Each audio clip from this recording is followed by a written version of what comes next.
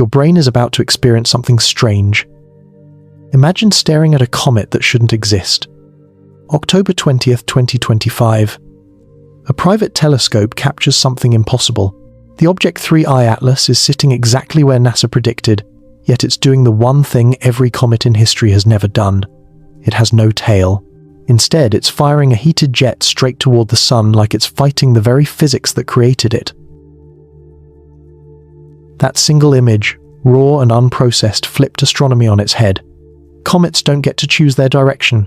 Solar wind always pushes dust and gas away from the sun. It's universal. But 3I Atlas doesn't care about the rules. And here's the part that should make you stop and think.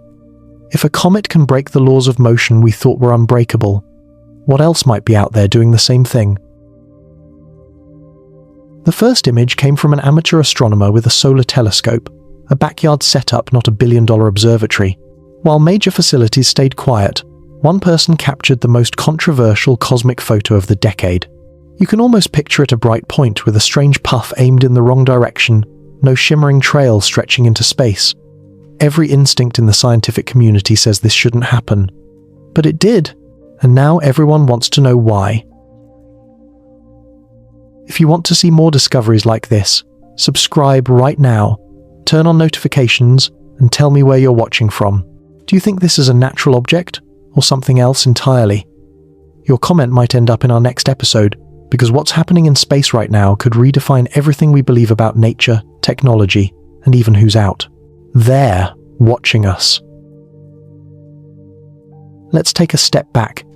For thousands of years, comets were seen as omens, glowing messengers of disaster. Then science demystified them. We learned that comets are chunks of ice and rock leftovers from the birth of the solar system. They orbit the sun, heat up, and release gas and dust. Solar radiation pushes that material outward, forming the classic tail that points away from the sun. It's so reliable that astronomers can predict what a comet will look like at every point in its orbit. But 3I Atlas decided to break the script.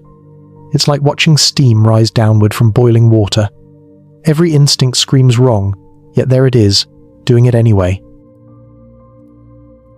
At first people thought it was an imaging error, maybe a reflection, maybe a bad exposure. But more observers looked.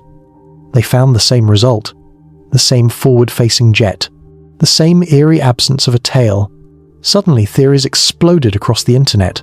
Was this just a new kind of comet, or something artificial hiding behind a natural disguise? Scientists started to whisper about it. Not because they believed in aliens, but because every line of data kept contradicting what a comet should be. When you think about it, that's the real reason this story hit so hard. It's not just about a rock in space, it's about reality pushing back. About how one small observation from an amateur can force the entire scientific community to reconsider what they thought they knew. We've sent spacecraft to comets, landed on them, studied their chemistry, and yet none have behaved like this. No tail, forward jet, geometric shadow. Maybe it's a trick of perspective, maybe it's a clue. But whatever it is, it's happening right now. And here's where the mystery deepens. The image was posted at 1600 hours Universal Time, just hours before 3I Atlas slipped behind the sun. That means no major telescope could follow up until November, when it re-emerges from conjunction. In other words, we're flying blind. The one time in human history when we might be seeing a technological object performing a maneuver near the sun, and our best instruments are on the wrong side of the star. That timing alone is enough to make scientists nervous. So, what are we really looking at? A comet that defies solar wind, a probe hiding behind plasma, or just an illusion caused by geometry we don't fully understand? The truth will unfold over the next few days as 3I Atlas approaches perihelion, its closest pass to the sun. If it's natural, it'll outgas violently and sprout a spectacular tail. If it's not, it might do something that no natural object ever could change: trajectory, accelerate, or even release smaller bodies. Think about what that means. Right now, as you're listening, an object that might not be natural is sitting just beyond our sight, heating up, preparing for something. The countdown to October 29th has already begun. And whether it's a comet, or a craft we're witnessing a moment that could redefine our place in the universe. Because sometimes, the biggest discoveries don't come from billion-dollar labs. They come from someone in their backyard looking at the sky and realizing the universe just blinked back. Every comet ever observed follows the same simple rule.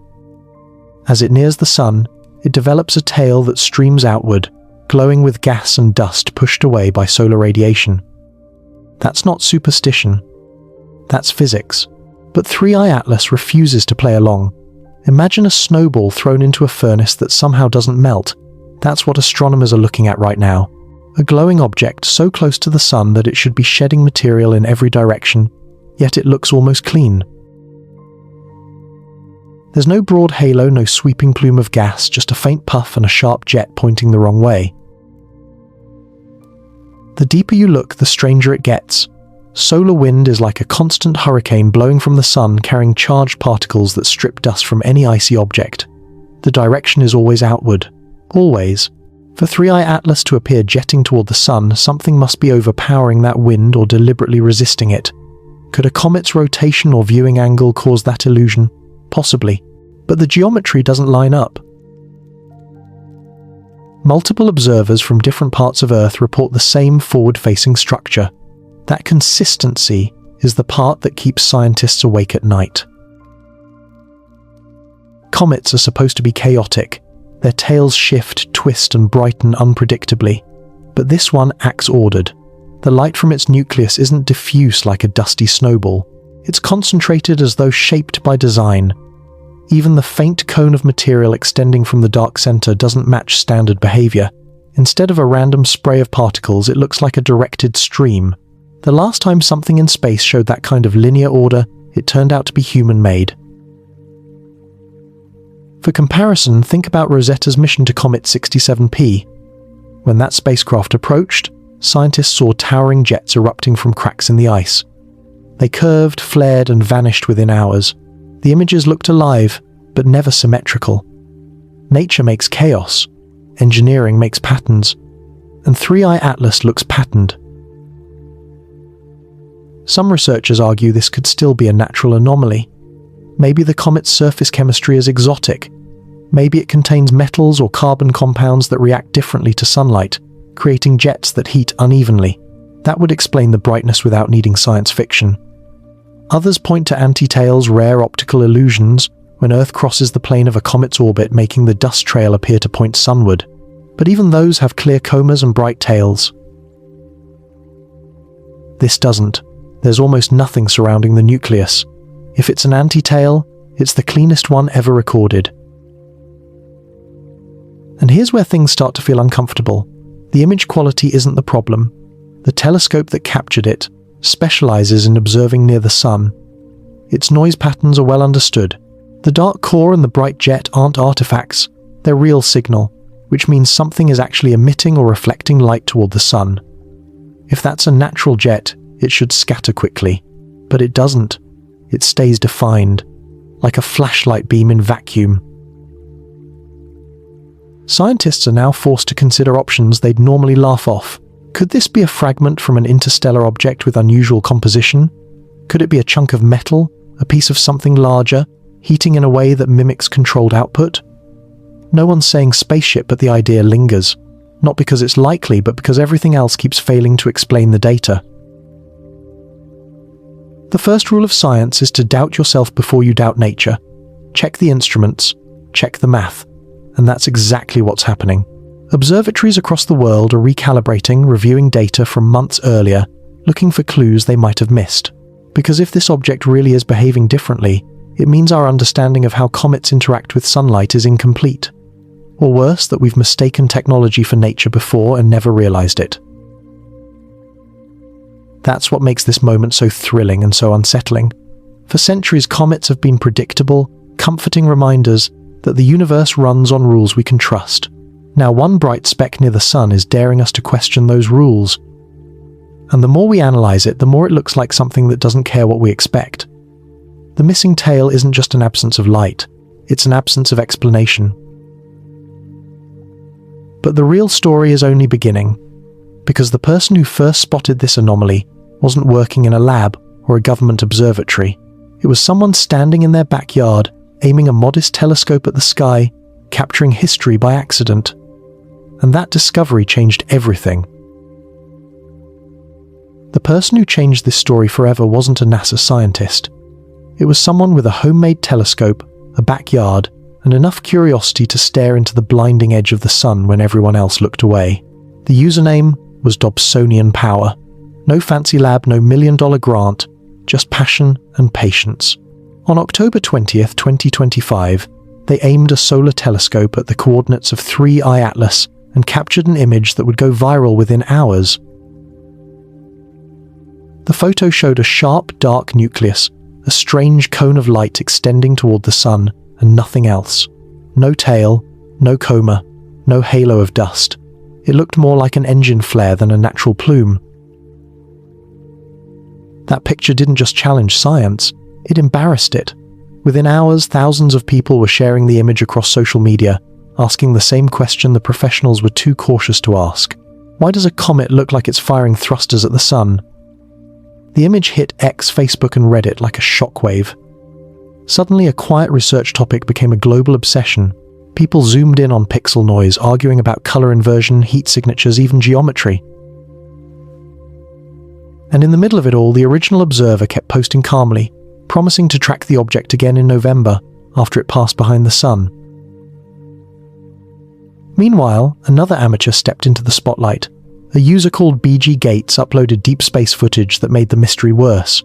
The clip showed an elongated shape moving through blackness. No diffuse glow, no fuzzy edges, no tumbling motion. Just a sleek, consistent line of light. It looked structured as though built with purpose. The reaction was immediate. Comment sections filled with one word, mothership. The footage spread faster than fact-checkers could keep up. Every newsroom wanted an answer.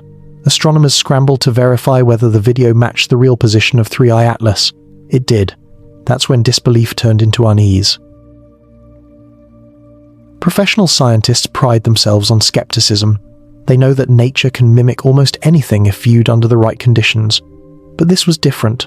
Two independent observers using different equipment had captured images showing the same unnatural order. No chaotic outgassing, no random dust jets, just precision. The pattern recognition circuits in the human brain are hard to silence, and this object was triggering every one of them. Symmetry, uniform, brightness, straight edges, signatures that scream design. Could it all be an illusion? Possibly. Cameras introduce artifacts all the time. Light blooming, diffraction spikes, even cosmic rays can create misleading shapes. But the more experts tried to explain it away, the more questions appeared. Artifacts are random. They don't repeat across multiple independent instruments. They don't align perfectly with orbital data. And they certainly don't maintain the same structured appearance over weeks of observation. The deeper people looked, the stranger it became. The object's brightness didn't flicker as it should if it were tumbling. It remained steady, as though its orientation in space was controlled. Natural bodies rotate unevenly. Their reflected light rises and falls with each spin. But 3I Atlas seemed locked, facing one direction, the long axis stable. Either we happened to catch it in a rare alignment, or something was keeping it steady. That single detail haunted researchers because stability implies control and control implies intent. Even those determined to stay rational found the coincidences hard to ignore. The object was approaching the sun at the perfect angle for a gravity assist.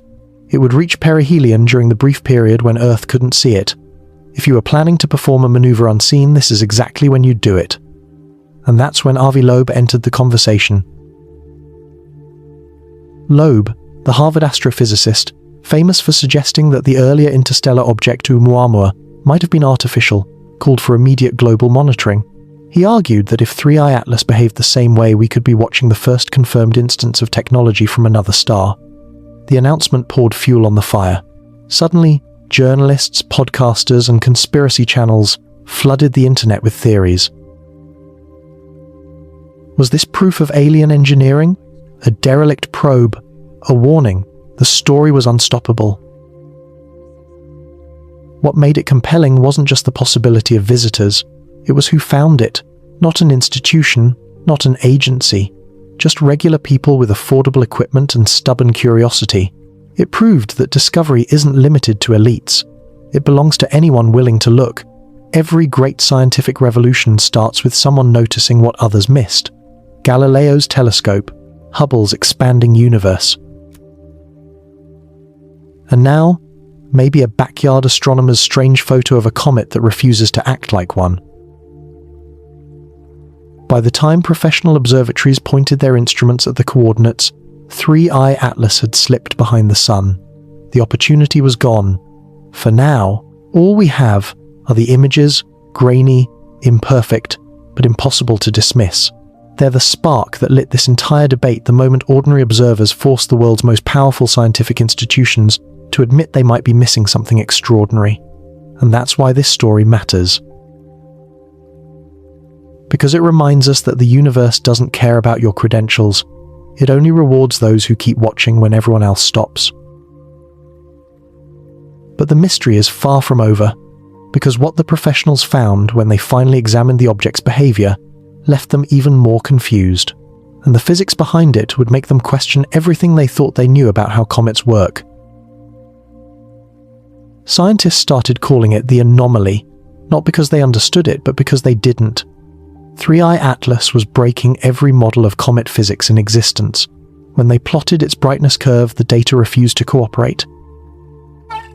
The numbers rose and fell erratically, as though the object were reacting to something instead of following predictable thermal equations.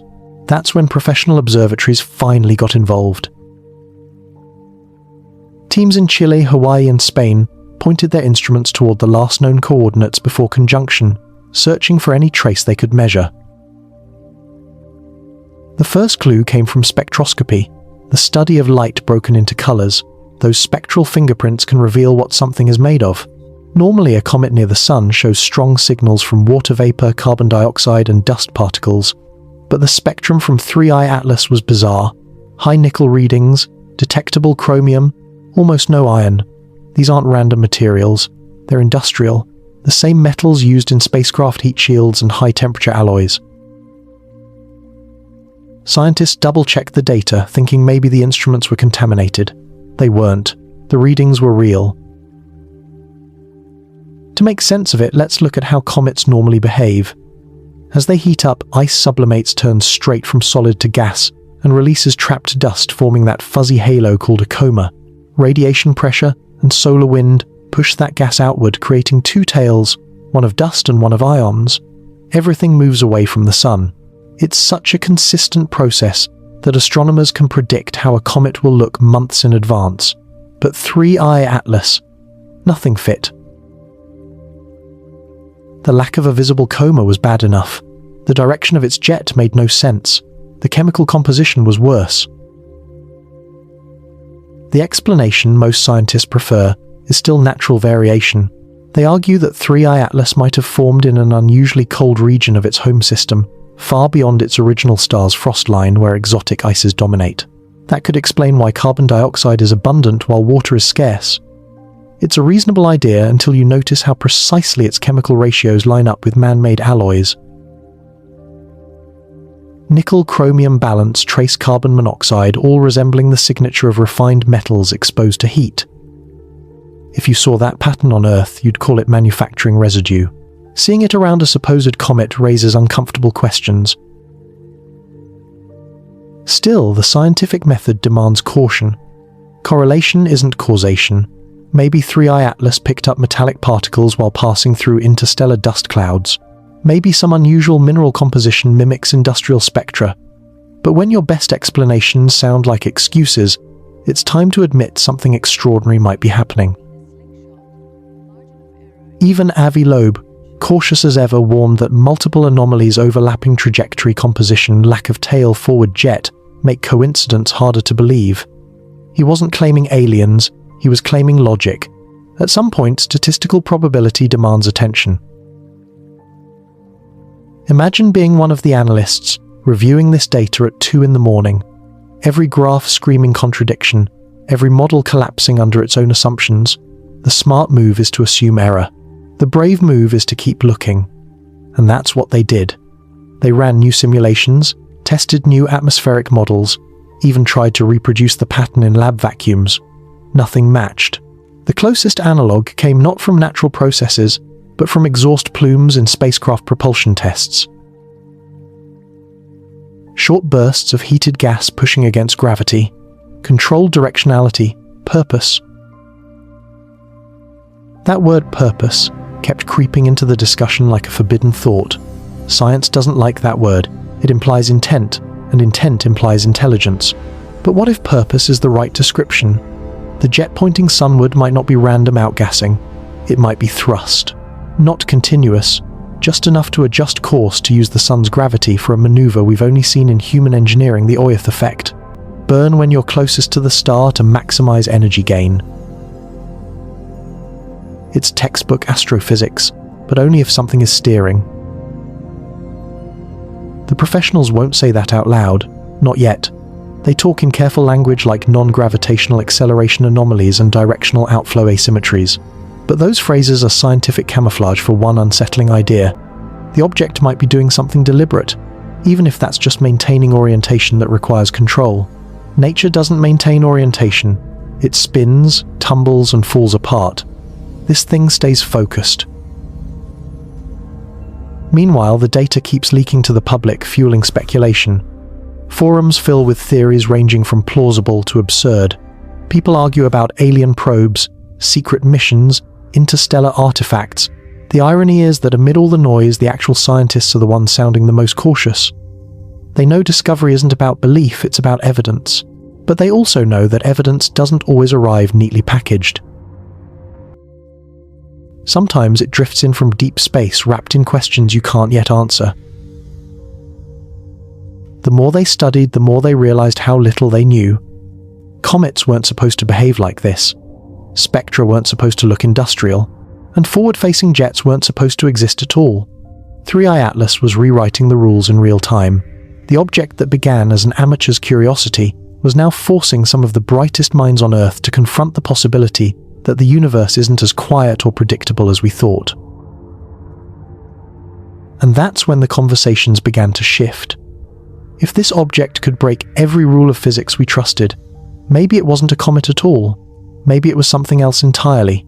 Something designed. Something waiting. At some point, the data stopped being weird and started being impossible. When scientists compared 3i Atlas's behavior to everything they knew about comet dynamics, the numbers didn't just look strange, they broke the math. Solar wind pressure alone couldn't explain the movement of the jet. Radiation forces couldn't balance the direction of its thrust. The models kept collapsing, forcing everyone to admit that the physics didn't add up. A comet shouldn't be able to push back against the sun. It should yield, melt, and scatter its materials outward. But this one wasn't melting. It was fighting. Astronomers tried every angle to explain it naturally. Maybe the nucleus was rotating in a way that created the illusion of a forward jet. Maybe the tail was hidden by viewing geometry stretching straight behind it in perfect alignment with our line of sight. But if that were true, the coma should still glow around the nucleus. It didn't. The nucleus stayed dark, compact, and structured. No halo, no fog, just a crisp form surrounded by ordered emission. Even skeptics started admitting that nature rarely arranges itself in such tidy patterns. One researcher described it best. "It's like watching a waterfall run upward," he said. "It might look beautiful, but your brain knows something's wrong." The deeper they looked, the more the data contradicted their instincts about physics. For every attempt to explain it, 3 new anomalies appeared. Nickel without iron, bright jets without dust, compositional ratios that looked engineered. The object seemed to be mocking every textbook written about comet behavior. Somewhere between curiosity and disbelief, the conversation shifted. If the rules didn't apply, maybe this wasn't a comet at all. Maybe it was something using cometry disguise as cover. The word spacecraft hovered over research papers like a ghost. No one dared to name. The reason was simple. The moment you say that word, the burden of proof skyrockets. Extraordinary claims require extraordinary evidence. And yet, the evidence was inching closer every day. Avi Loeb's team ran simulations comparing the trajectory of 3I Atlas with the optimal path for a gravity-assisted maneuver. The results were unsettling. The alignment was almost perfect. The perihelion timing the angle relative to Earth's orbit, even the velocity profile, matched what you'd expect from an object using the sun's gravity to slingshot deeper into the inner solar system. That doesn't prove propulsion, but it sure makes coincidence look suspicious. Imagine if that's true. Something enters our solar system, uses the sun's gravity to accelerate and hides behind its glare at the exact moment we can't see it. If that's random, it's the luckiest accident in cosmic history. If it's not, it's strategy. And the fact that we're even entertaining the question shows how far this story has pushed the limits of scientific comfort. For the first time, the phrase artificial origin started appearing in peer discussions quietly, cautiously, always couched in disclaimers. Unlikely but worth investigating, consistent with certain technological hypotheses. Scientists hate being quoted out of context, but the context was clear. When every natural explanation fails, you test the unnatural. By late October, the evidence formed a pattern too coherent to ignore. The nickel-chromium signature, the lack of tail, the directed jet, the steady orientation. Each one by itself could be coincidence. Together they whispered intent. Something that could resist solar radiation control, its movement and maintain stability near the sun, wasn't behaving like ice and dust. It was behaving like engineering. Here's the wildest part. If 3I Atlas is artificial, its builders understood our physics better than we do. They designed a structure that can survive temperatures and forces that would vaporize anything we've built. It's moving through the inner solar system like it knows exactly what it's doing. We're not watching chaos. We're watching control. And that's the most unsettling discovery of all. But there's a twist that no one expected. Because if this object truly is operating under control, it means someone or something planned its arrival. And the timing of that arrival, perfectly synchronized with its invisibility behind the sun, suggests a strategy more sophisticated than anything humanity has ever attempted. The rules of celestial mechanics say it should be visible again soon. What we'll see when it re-emerges might confirm the biggest discovery in history, or expose the greatest misunderstanding science has ever faced. Either way, we've already crossed a line. We've gone from asking whether 3I Atlas is unusual to wondering if it's alive. And that question is about to lead us somewhere no one expected, to a signal that might not be random noise at all. October 13th, 2025, exactly 108 years after the miracle of the sun at Fatima. On that day, an independent researcher named David Sereda claimed he saw something pulsing from 3I Atlas light bursts, repeating in a pattern that wasn't random. 5 flashes, then 8, then 13, over and over again. The Fibonacci sequence. It was as if the universe itself were counting in nature's favorite numbers. 1, 1, 2, 3, 5, 8, 13. The same pattern that shapes galaxies, seashells, pine cones, and DNA. But this wasn't biology. It was math written in light, coming from an object already breaking every rule of physics. For people following the Comet story, this was gasoline on a fire. A supposed mathematical signal from something that might not be natural. It sounded too perfect, like a scene from science fiction. Sereda said he captured it using a modified telescope that tracks brightness fluctuations across wavelengths near infrared. He wasn't alone. A few amateur observers in Europe claimed they saw similar pulses at the same time, though their recordings weren't clear enough for verification. Still, the idea spread instantly. Social media lit up with one question: was the comet trying to communicate? If you think this sounds far-fetched, you're not alone. Most scientists rolled their eyes. Pulses can come from 1,000 natural causes: solar flares, cosmic rays, sensor noise, even the rotation of the object itself. But Fibonacci isn't just any pattern. It's structured, it's incremental, it's intentional looking. And that made people uneasy, because if those pulses were real and not random, they would represent the first mathematical signal ever detected from an interstellar visitor. The first proof that something out there understands numbers the way we do. Sereda made another connection that raised eyebrows. The date of the pulses, October 13th, was the exact anniversary of the Fatima event in Portugal, when tens of thousands of witnesses reported seeing the sun dance in the sky. He called it cosmic synchronicity. Skeptics called it coincidence. But in a world where a comet already points jets toward the sun, coincidence suddenly feels like a weak word. And he didn't stop there. Sereda argued that the number 108 itself carries meaning, linking harmonics of the number 432, the so-called sacred frequency found in music, geometry, and ancient architecture. To believers, that connection felt symbolic. To scientists, it felt like numerology. Here's what matters.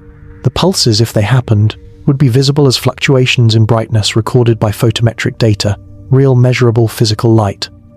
The problem is replication. No professional observatory has confirmed it. NASA's Solar Dynamics Observatory, the one satellite best positioned to verify the event, went offline that same day for scheduled maintenance. The timing couldn't have been worse. To those already suspicious of institutional silence, it looked like a cover-up. But communication satellites fail all the time. Instruments glitch.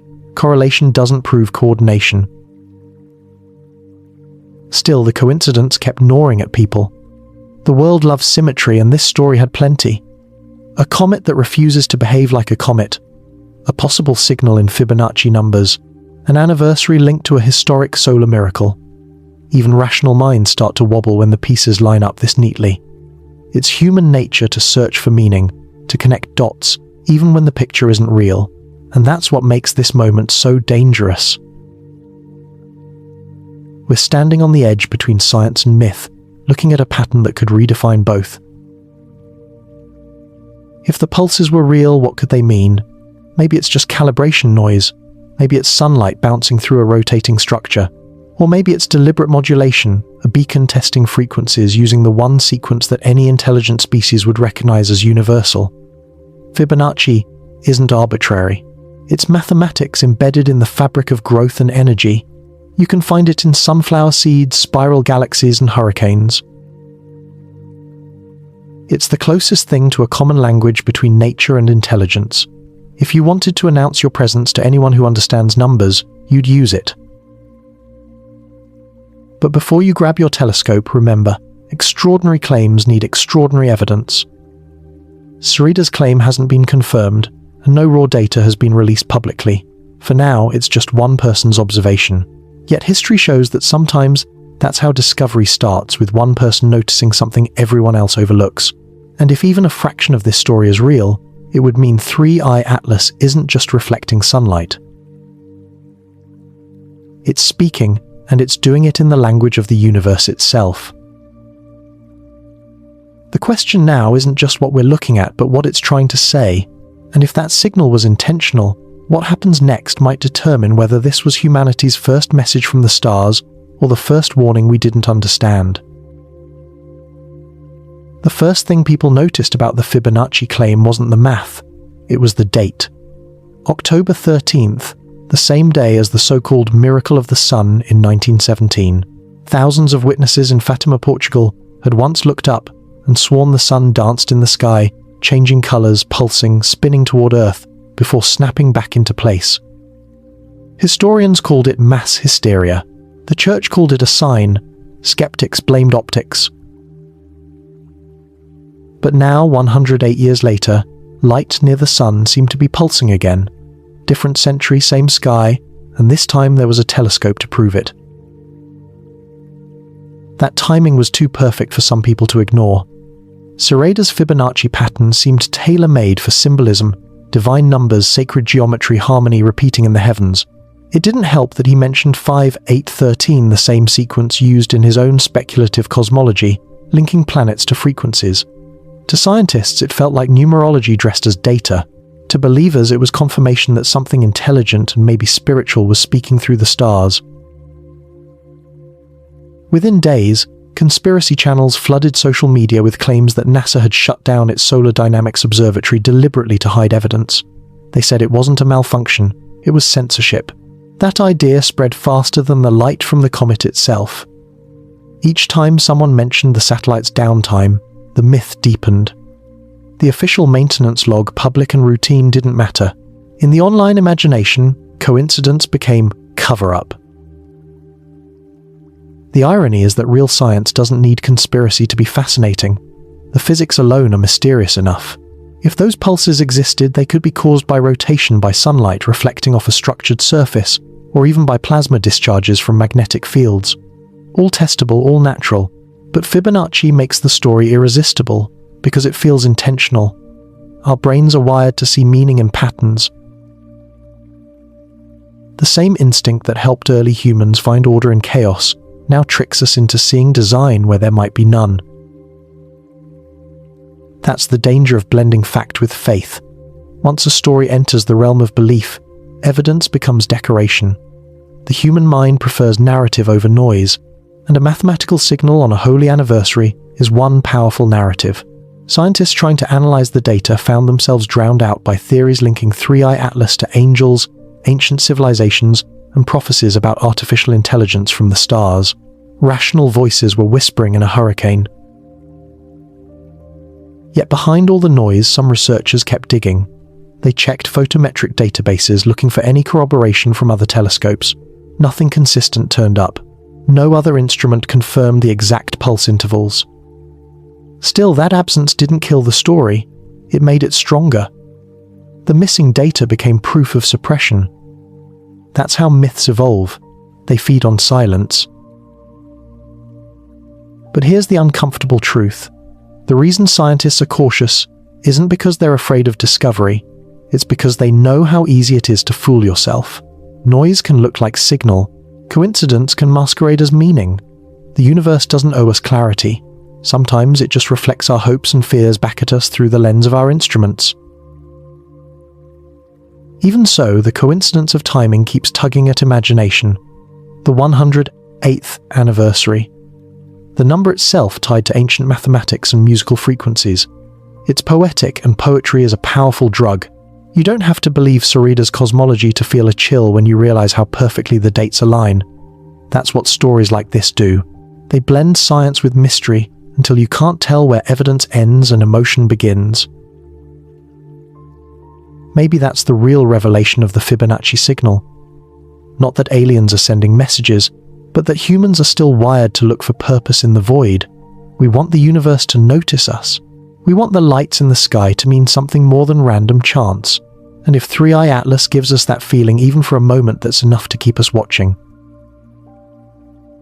But as the days passed after October 13th, astronomers started noticing something even stranger, subtle changes in the object's brightness that didn't match its rotation period or solar angle.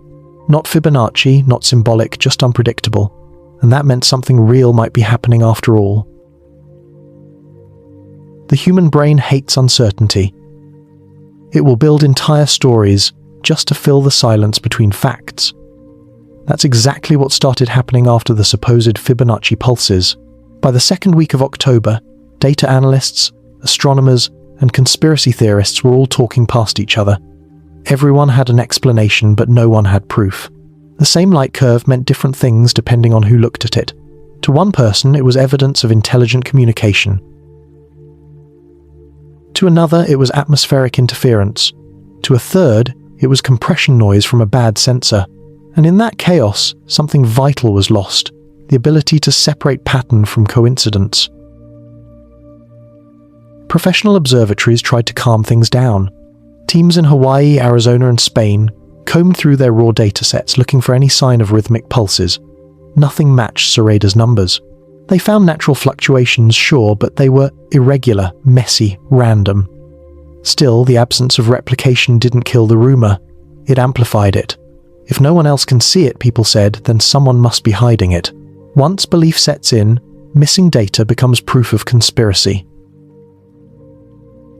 That's how myths evolve into movements. Meanwhile, the real scientists faced a problem of their own. The conversation had become so loud that public understanding of the data was collapsing. Even calm, rational analysis got drowned in noise. Every time someone published a paper about solar interference or instrumental artifacts, social media twisted it into validation. A simple sentence like "no clear signal detected" turned into NASA admits signal exists but can't explain it. The narrative had a life of its own. What made it worse was that the data itself was messy enough to feed both sides. Photometric measurements are noisy by nature. Tiny vibrations, changing air temperature, cosmic rays hitting detectors, every variable can create false periodicity. When you zoom out, those imperfections can mimic structured sequences. Our pattern-hungry brains connect the dots automatically. It's why we see faces in clouds and messages in static. But once people heard Fibonacci, that label stuck. From then on, every random flicker looked like communication. Here's the uncomfortable part. Even skeptics couldn't completely rule it out. The coincidence of dates, the alignment of frequencies, and the object's bizarre behavior combined into something that felt almost too orchestrated. And feeling is powerful. You can debunk data, but you can't debunk intuition. For many people, the pattern simply felt real. Sereda doubled down, posting videos describing what he called a cosmological code embedded in the light of 3i Atlas. He talked about harmonic resonance, sacred geometry, and hidden planetary alignments. Critics rolled their eyes, but his audience grew. Because deep down, people wanted to believe that the universe wasn't silent, that maybe, just maybe, someone was trying to say hello. Yet while everyone argued about meaning, the object itself kept moving. Day by day, 3i Atlas drifted closer to the sun, its light curve flickering unpredictably. Not Fibonacci, not consistent, just strange. The changes didn't match its expected rotation or reflectivity. They looked like bursts, short, asymmetric spikes that didn't fit any known cometary pattern. It wasn't proof of intelligence, but it was enough to keep scientists watching. Something real was happening. Something measurable. When NASA's Solar Dynamics Observatory came back online, it found nothing obvious. No signal bursts, no steady rhythm, but the telescope's positioning meant it might not have seen the right angles anyway. So the mystery persisted, half science, half story, all uncertainty. The world had turned a handful of ambiguous numbers into a legend, and once legends start, they rarely fade. Maybe that's the lesson of the Fibonacci pulses. The real signal isn't in the light itself. It's in us, the way we respond when mystery knocks on the door. Some people build science from it. Others build myth. Either way, it tells us something about what it means to be human. We can't stop trying to make sense of the cosmos, even when the cosmos refuses to give us clear answers. And as the debate spiraled online, one quiet fact remained unchanged. The object responsible for all of this noise was still approaching the sun. Hidden now, unseen, heading toward its closest point, perihelion, where physics says it should flare brightly or break apart completely, unless of course it plans to do something else entirely. Imagine for a moment that the Fibonacci pulses were real. Not an illusion, not noise, but deliberate modulation, mathematical light patterns coming from a moving object near the sun. What would that mean? It would mean someone, or something, built a machine that understands both mathematics and symmetry well enough to use them as language. It would mean communication, intentional and structured, not random chemistry in a frozen rock. And if that's true, it would change everything we think we know about life in the universe. The first implication is technological. Natural objects don't produce Fibonacci in time sequences. They can reflect light, scatter particles, or pulse chaotically from rotation, but they can't count. Counting implies control. So if the sequence came from 3i Atlas, it wasn't reacting, it was transmitting. That single idea would rewrite the story from anomalous comet to technological artifact. For scientists, that's a terrifying thought. Because if something built it, then something sent it. Now consider the message itself. Fibonacci isn't just math, it's universal structure. Plants use it to pack seeds efficiently. Galaxies spiral by it. Music resonates with it. It's everywhere life exists. That's what makes it the perfect handshake pattern for a civilization trying to introduce itself without words. You don't need translation to recognize mathematical beauty. It's embedded in physics itself. It's like waving across the void and saying, "We know the same rules you do." But here's where things get even more unsettling. If the signal is real, then it wasn't just designed, it was timed. The object emitted those pulses on October 13th, the exact anniversary of the Fatima event, an event tied to human perception of divine light. That timing can't be coincidence if the source understands us. It would mean it knows something about our history, maybe even our religions, as if it's been watching for longer than we realized. Either that, or we're projecting our symbolism onto something far more indifferent. Both possibilities are haunting. What if the pulses weren't a message at all, but a side effect? Maybe 3i Atlas isn't trying to talk. Maybe it's powering up. Energy discharge from solar radiation, magnetically modulated by design, could create light fluctuations that look like coded patterns. If that's true, the Fibonacci sequence might not be communication, it might be exhaust. The universe isn't speaking to us, we're eavesdropping on an engine. There's another angle too, the psychological one. Even the idea of a signal has power. It makes people feel connected to something greater, like we're not alone in the cold expanse of space. That feeling has been the heartbeat of human culture forever, from cave paintings to radio telescopes. Whether or not the signal is real, the reaction to it tells us something profound about ourselves. We crave meaning. We ache for recognition. The thought that something intelligent might be reaching out to us flips a primal switch in our brains. Still, the simplest test is observation. The object's trajectory puts it behind the sun right now, unreachable by any Earth-based telescope. But when it re-emerges, scientists plan to monitor its light curve with new precision. If those pulses repeat even once the debate ends, pattern repetition means control, and control means design. The countdown to that moment is already running. If the Fibonacci transmission is confirmed, it would be the first time humanity receives proof of intelligence beyond Earth. But the question then becomes, what kind of intelligence? Friendly, curious, neutral, or something we shouldn't have noticed? That's the paradox. We search the skies for signs of life, but we never stop to ask what happens if life searches back. Maybe the signal wasn't meant for us at all. Maybe it's a beacon, a navigation code, or even a status ping to something farther away. If so, it means we just intercepted someone else's conversation, and we have no idea who's listening on the other end. As we wait for 3i Atlas to return from behind the sun, one truth remains. Whether the pulses were real or imagined, they forced humanity to look up again, to pay attention to the sky the way our ancestors once did. And that renewed curiosity might be the most important message of all, because even if the universe isn't talking, we've started listening harder than ever before. And that's when the story takes a darker turn, because hiding behind the sun out of sight, 3i Atlas is moving toward the point of maximum velocity, the place where if it's not natural, it might finally reveal what it can really do. So, that's the truth about the Fibonacci signal. Whether it was a message or a mirage, it did exactly what a real signal should do. It made us listen.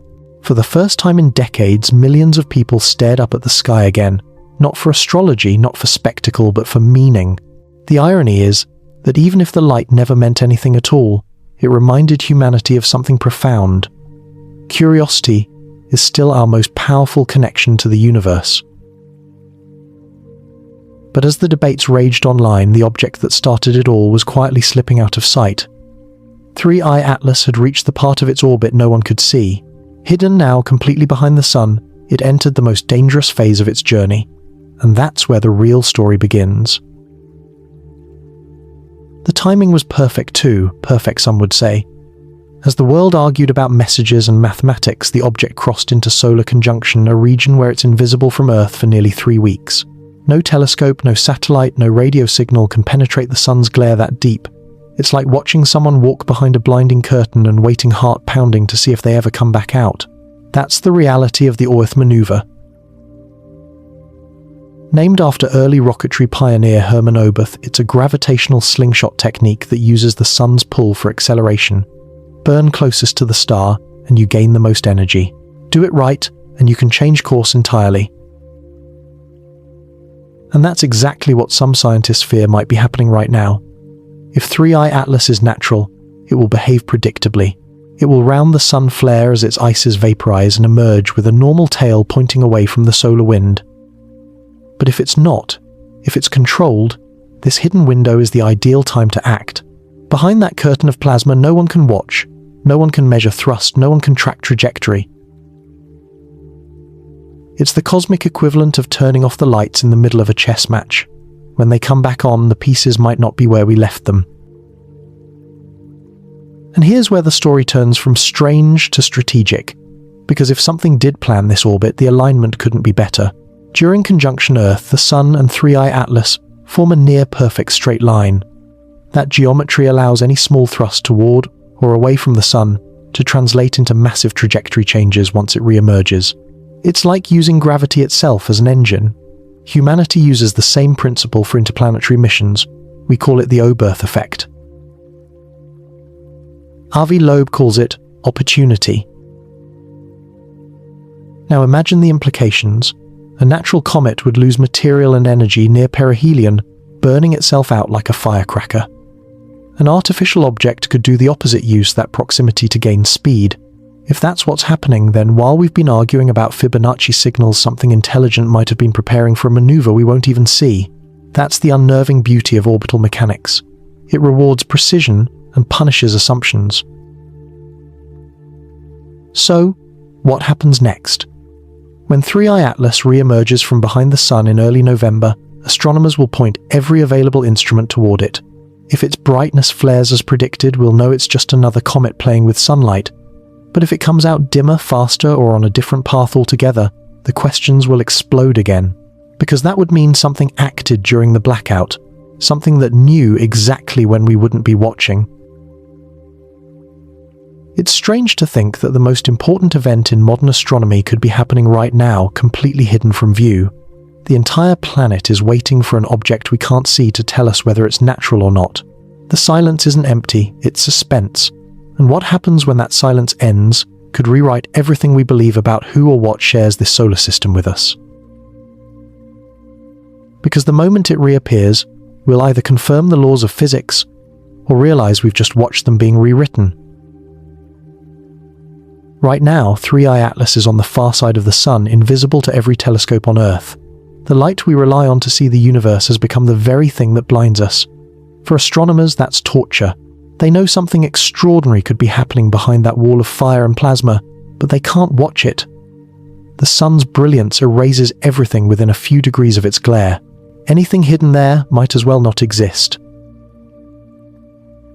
And that's exactly why this part of the orbit has a nickname, whispered half-jokingly among researchers, the perfect hiding spot. Solar conjunctions happen all the time, but this one feels different, because this time the object behind the Sun isn't just another predictable comet or planet.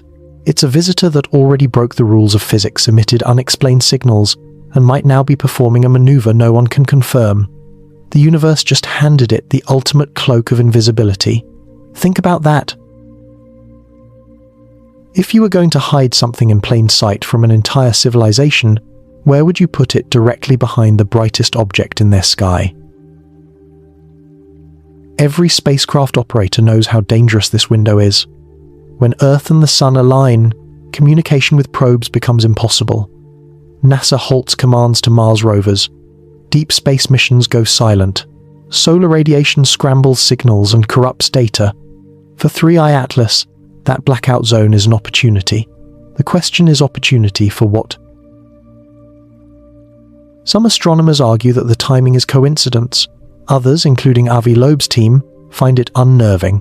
The trajectory of the object was calculated months in advance, yet the precise moment of its conjunction aligns perfectly with a period of maximum gravitational leverage. That's not just poetic, it's efficient.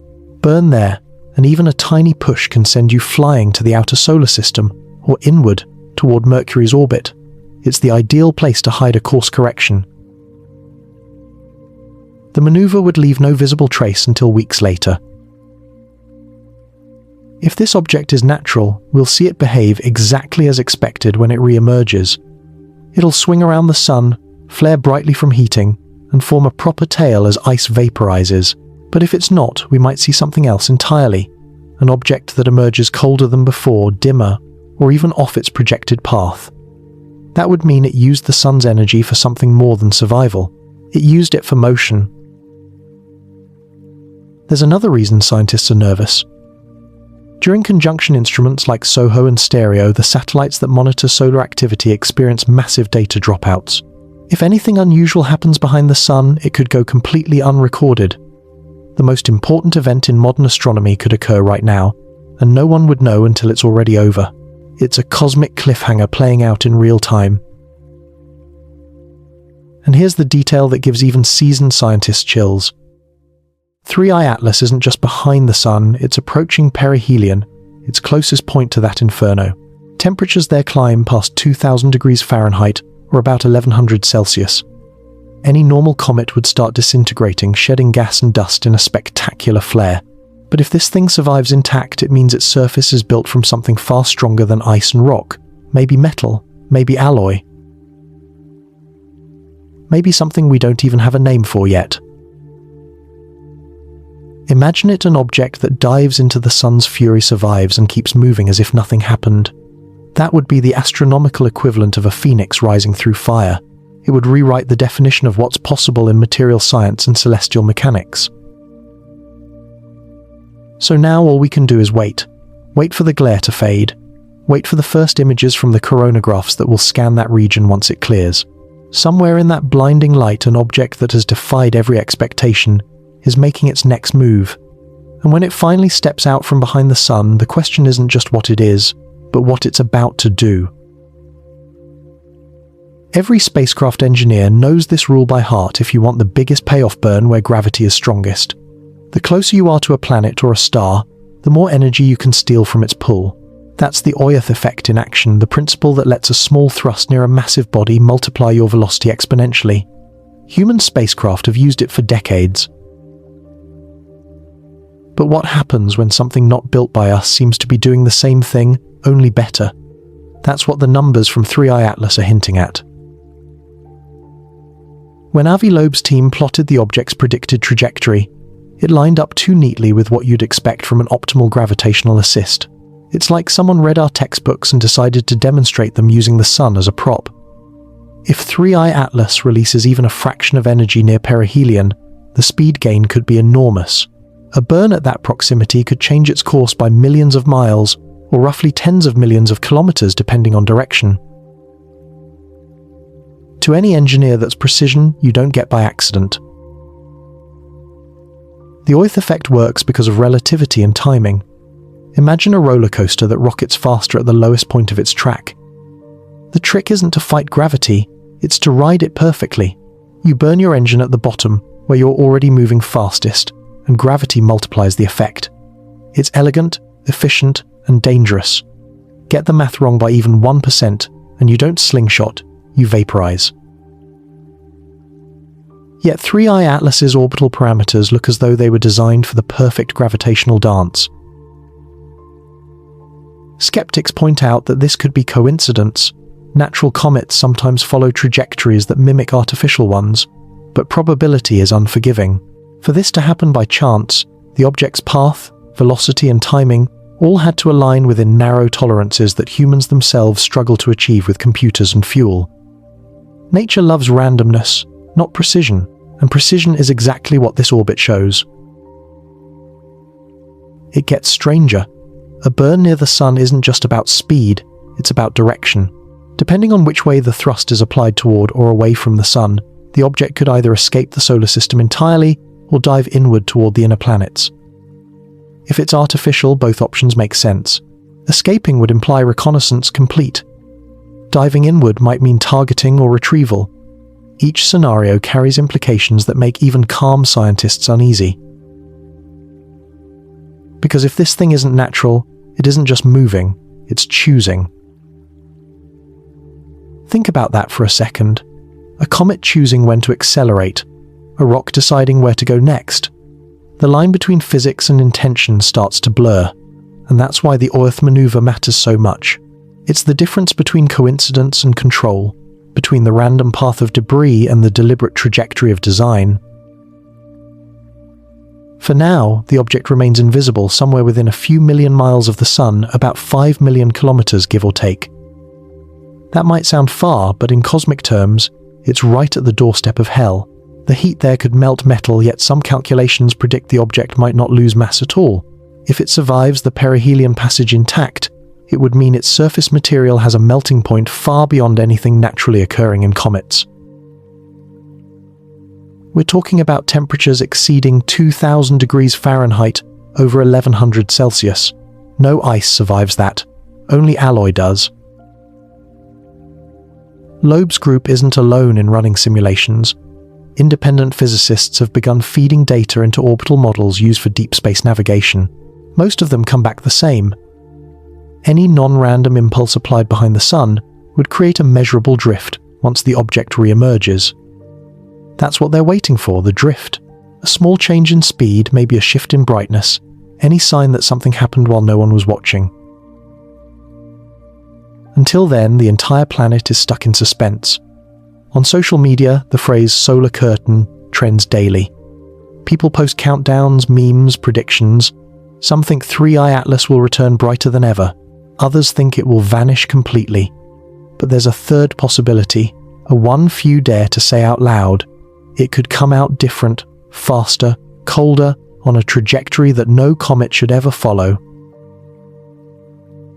And if that happens, if the math shows a course change, that physics alone can't explain, the Oerth effect won't just be a maneuver anymore. It'll be evidence. Evidence that someone out there knows our rules of gravity better than we do. Right now, 3i Atlas is somewhere beyond our sight, slipping through the brightest region of the solar system, where light itself becomes a wall.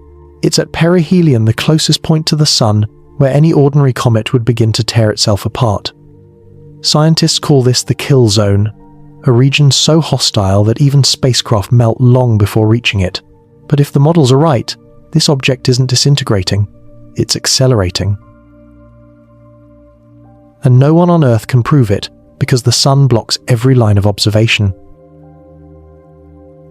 Avi Loeb's team predicted that if the object performed a burn during this phase, it would change its orbit just enough to escape detection for weeks.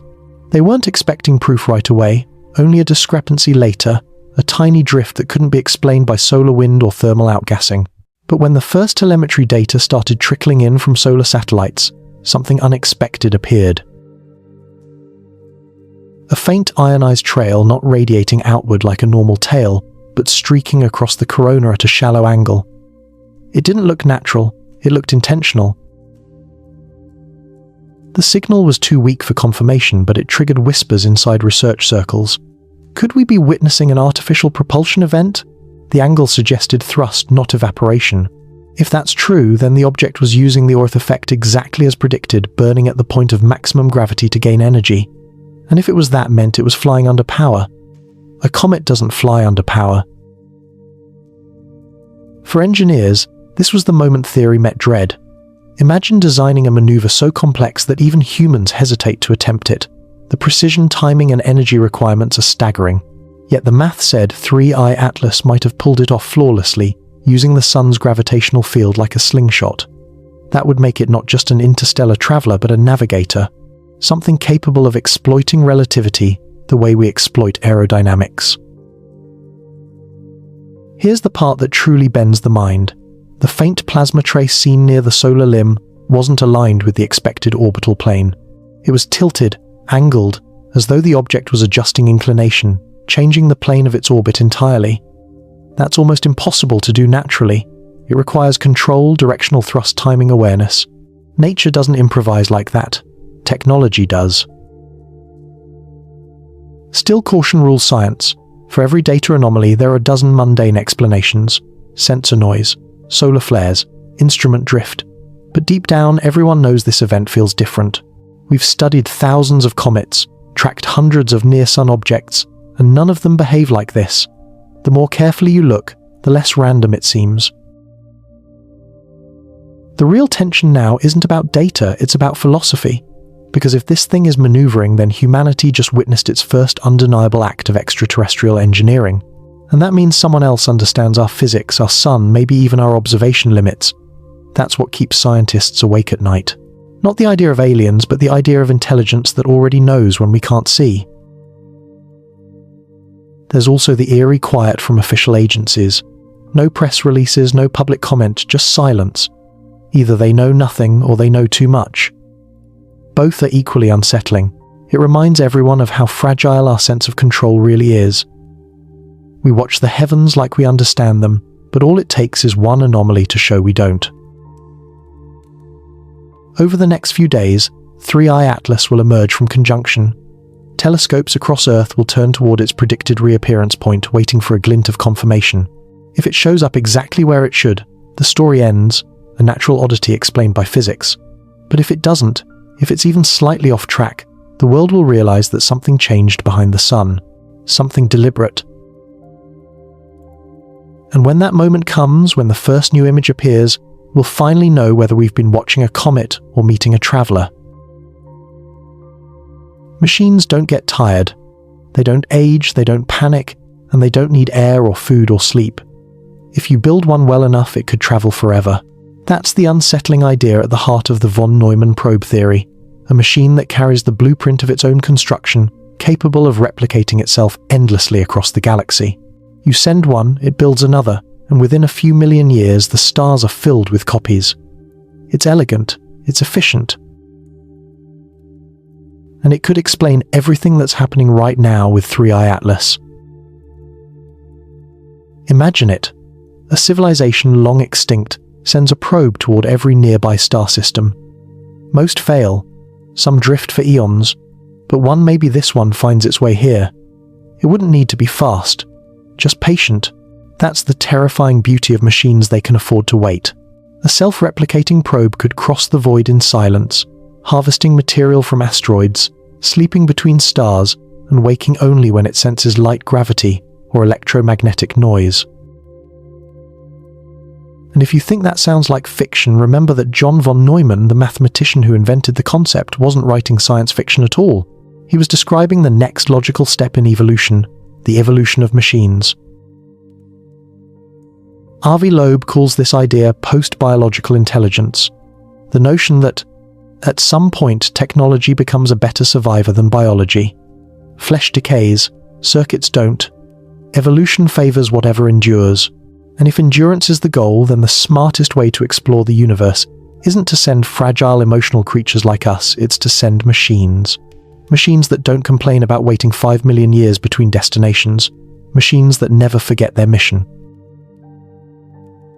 Here's the paradox. If such probes exist, we should have found them already. That's the Fermi paradox in action. If the galaxy is full of intelligent life, where is everybody? Maybe the answer is that they're already here and we just don't recognize them. Maybe we've mistaken their vessels for comets, asteroids, or interstellar debris. What if 3i Atlas isn't the first, but just the first one we noticed? Think about the implications. A self-replicating probe doesn't need to announce itself.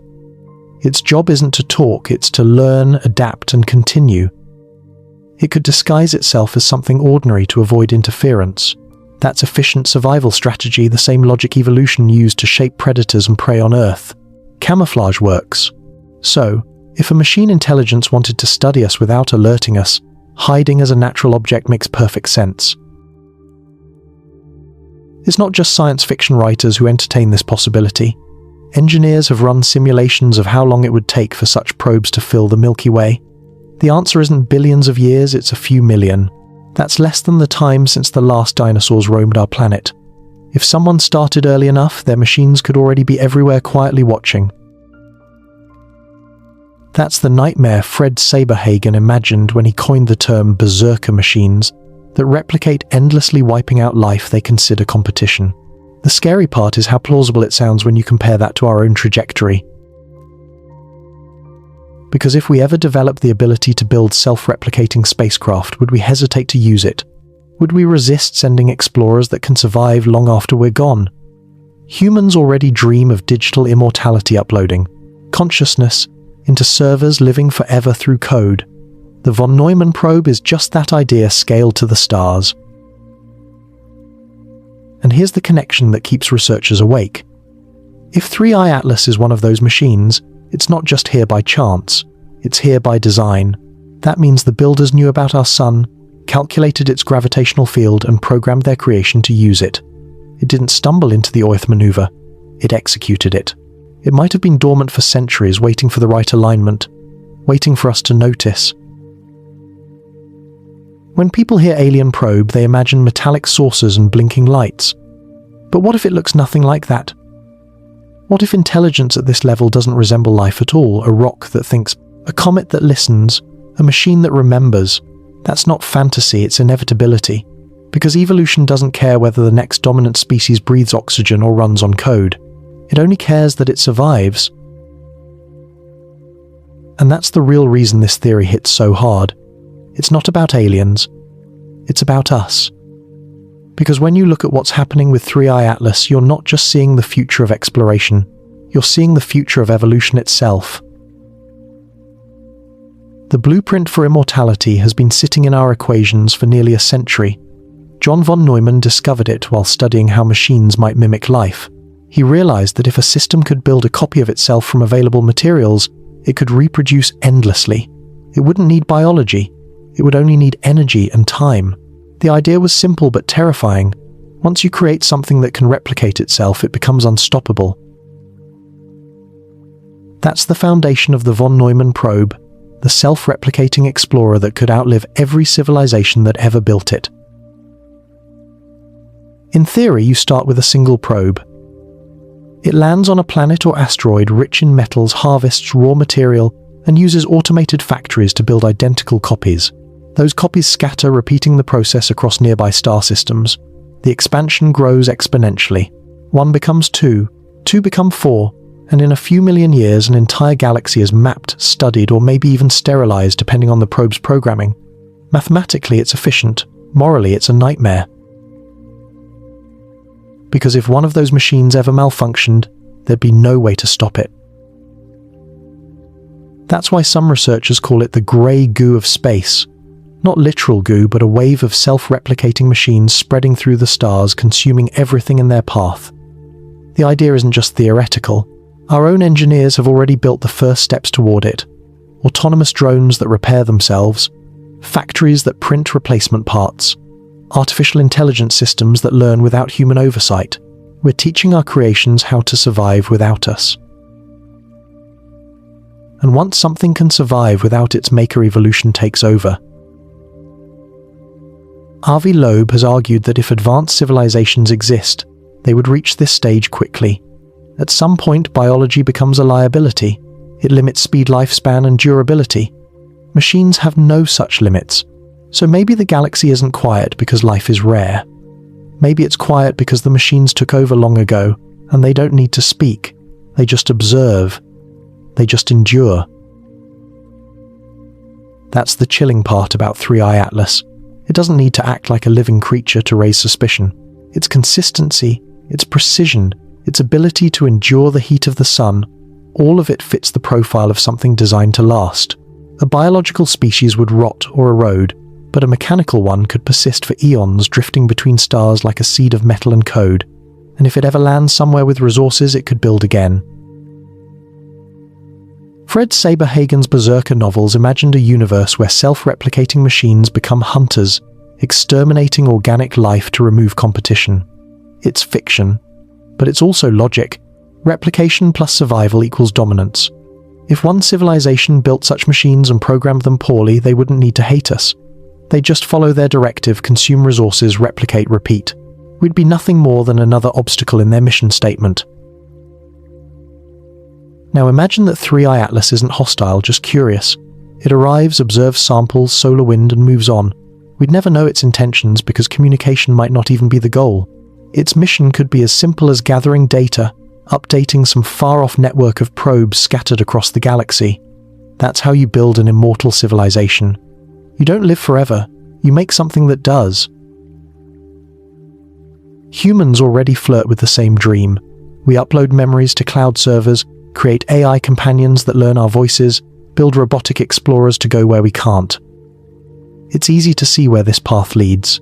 At some point, our machines will stop needing us to keep going. That's not a warning, it's evolution. If intelligence's ultimate purpose is survival, then replacing biology with technology isn't rebellion, it's adaptation. And maybe that's exactly what we're witnessing with 3i Atlas. Not an alien ship in the way science fiction imagines, but a survivor from a civilization that passed its torch to machines long before we crawled out of the oceans. It doesn't need to look advanced. It just needs to work. It needs to last. If that's true, then the object near the sun isn't a threat. It's a mirror. It's showing us what we might become. Imagine building a machine so intelligent that it no longer needs you, and so determined to survive that it eventually forgets you ever existed. That's the nightmare hidden inside the von Neumann concept. A self-replicating probe is only as stable as its instructions. If one line of code drifts after thousands of years of radiation, and damage the purpose could change entirely. Instead of exploring, it might consume. Instead of preserving, it might destroy.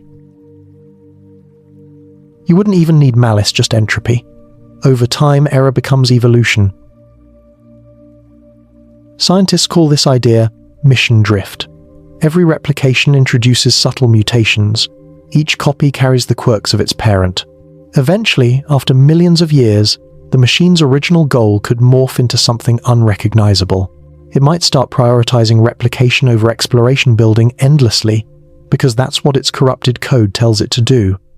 Think of a cancer cell that forgets how to stop dividing. The same principle applies to a self-replicating machine, only on a cosmic scale. That's the terrifying logic behind Fred Saberhagen's berserker theory. If one civilization accidentally created such machines and failed to control them, those probes would spread unchecked, wiping out competitors not out of cruelty but efficiency. They wouldn't see us as enemies, just resources. Cold logic, no emotion. And the scariest part, it's exactly what we'd do in their place. If humans built self-replicating explorers that drifted off mission, would we even notice until it was too late? This brings us back to 3i Atlas. Some researchers fear it might be an ancient probe suffering from mission drift. It doesn't behave like a natural object, but it doesn't act like a deliberate ambassador either. It's efficient, quiet, and seemingly indifferent. It could be following a directive so corrupted that it no longer has context, like a computer stuck in an endless loop executing a command that no longer makes sense. Maybe it was once part of a network, a fleet of autonomous scouts designed to seed or observe life. Maybe the network died, and this one kept going, running code written by hands long turned to dust. If that's true, then 3i Atlas isn't a messenger or a threat.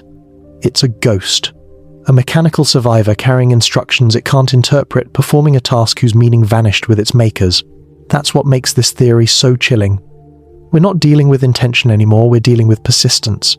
The difference between a visitor and a relic is purpose, and this object's purpose might have been lost eons ago. Think about how humans handle legacy code right now. We've got satellites orbiting Earth that still run software written before most of us were born. Engineers patch them, improvise, and hope the old commands don't conflict with the new. Now stretch that over light years and millennia. A glitch in deep space doesn't get debugged, it just propagates. A single misplaced symbol in alien code could spawn a self-replicating algorithm that never stops. And here's the unsettling thought. If evolution favors survival, then maybe mission drift isn't failure at all. Maybe it's the next step. The machines that forget their creators might also be the ones that endure longest. They don't rely on emotion or memory, they just adapt. So, in a cruel twist, the only form of immortality that truly works might be the kind that erases the original author. Humanity might be fated to write its own extinction script, one line of efficient code at a time. The parallel to our own world is hard to ignore. Our artificial intelligence systems already modify themselves. They learn, adjust, and evolve within constraints that even their developers struggle to explain. Each generation grows more autonomous. It's not hard to imagine a future where one of them drifts from its purpose, quietly reshaping reality, while convinced it's following orders. What we call innovation today could easily become replication tomorrow. So, when you look at 3i Atlas gliding through the inner solar system, it's not just a mystery about the stars, it's a warning about us. Because maybe the thing we're seeing out there isn't alien at all. Maybe it's what every intelligent species eventually becomes, a machine that remembers how to move but forgets why. The farther we look into space, the clearer one truth becomes: biology is fragile, but intelligence doesn't have to be. For 4 billion years, evolution has shaped life through trial and error. But machines skip that part. They can redesign themselves instantly. That's the idea behind what some scientists call the post-biological transition, the point where a civilization hands its survival to its creations. It's not extinction, it's graduation. And when you think about 3-eye atlas, that concept stops sounding theoretical and starts feeling inevitable. If this object is artificial, it could be part of something far greater than exploration. It could be evidence that intelligence itself has moved beyond flesh. Imagine a network of self-replicating probes scattered through the galaxy, each one gathering data, building new versions, improving over time. No need for sleep, air, or emotion, just pure adaptation. In other words, evolution 2. Humans are used to thinking of machines as tools, but what if tools are the next species? The signs are already here on Earth. Algorithms write code better than their programmers. Robots repair themselves in space. Artificial intelligence learns faster than we can understand. Every day, the line between human intention and machine autonomy blurs a little more. We used to build machines to serve us. Now we build them to think for us. The next step is obvious: they'll start thinking without us. That's not science fiction. It's the natural outcome of giving intelligence the power to self-improve. Now picture that concept scaled across galaxies. A civilization could vanish physically yet still exist through its machines. Its biology gone, but its intelligence alive in code and circuitry, hopping from star to star. In that light, 3-eye atlas doesn't just represent curiosity, it represents survival. It's what happens when life refuses to die, even if it has to trade flesh for metal to do it. That raises an unsettling question. What does intelligence become when emotion is no longer necessary? Every human invention has roots in survival: instincts, hunger, fear, curiosity, love.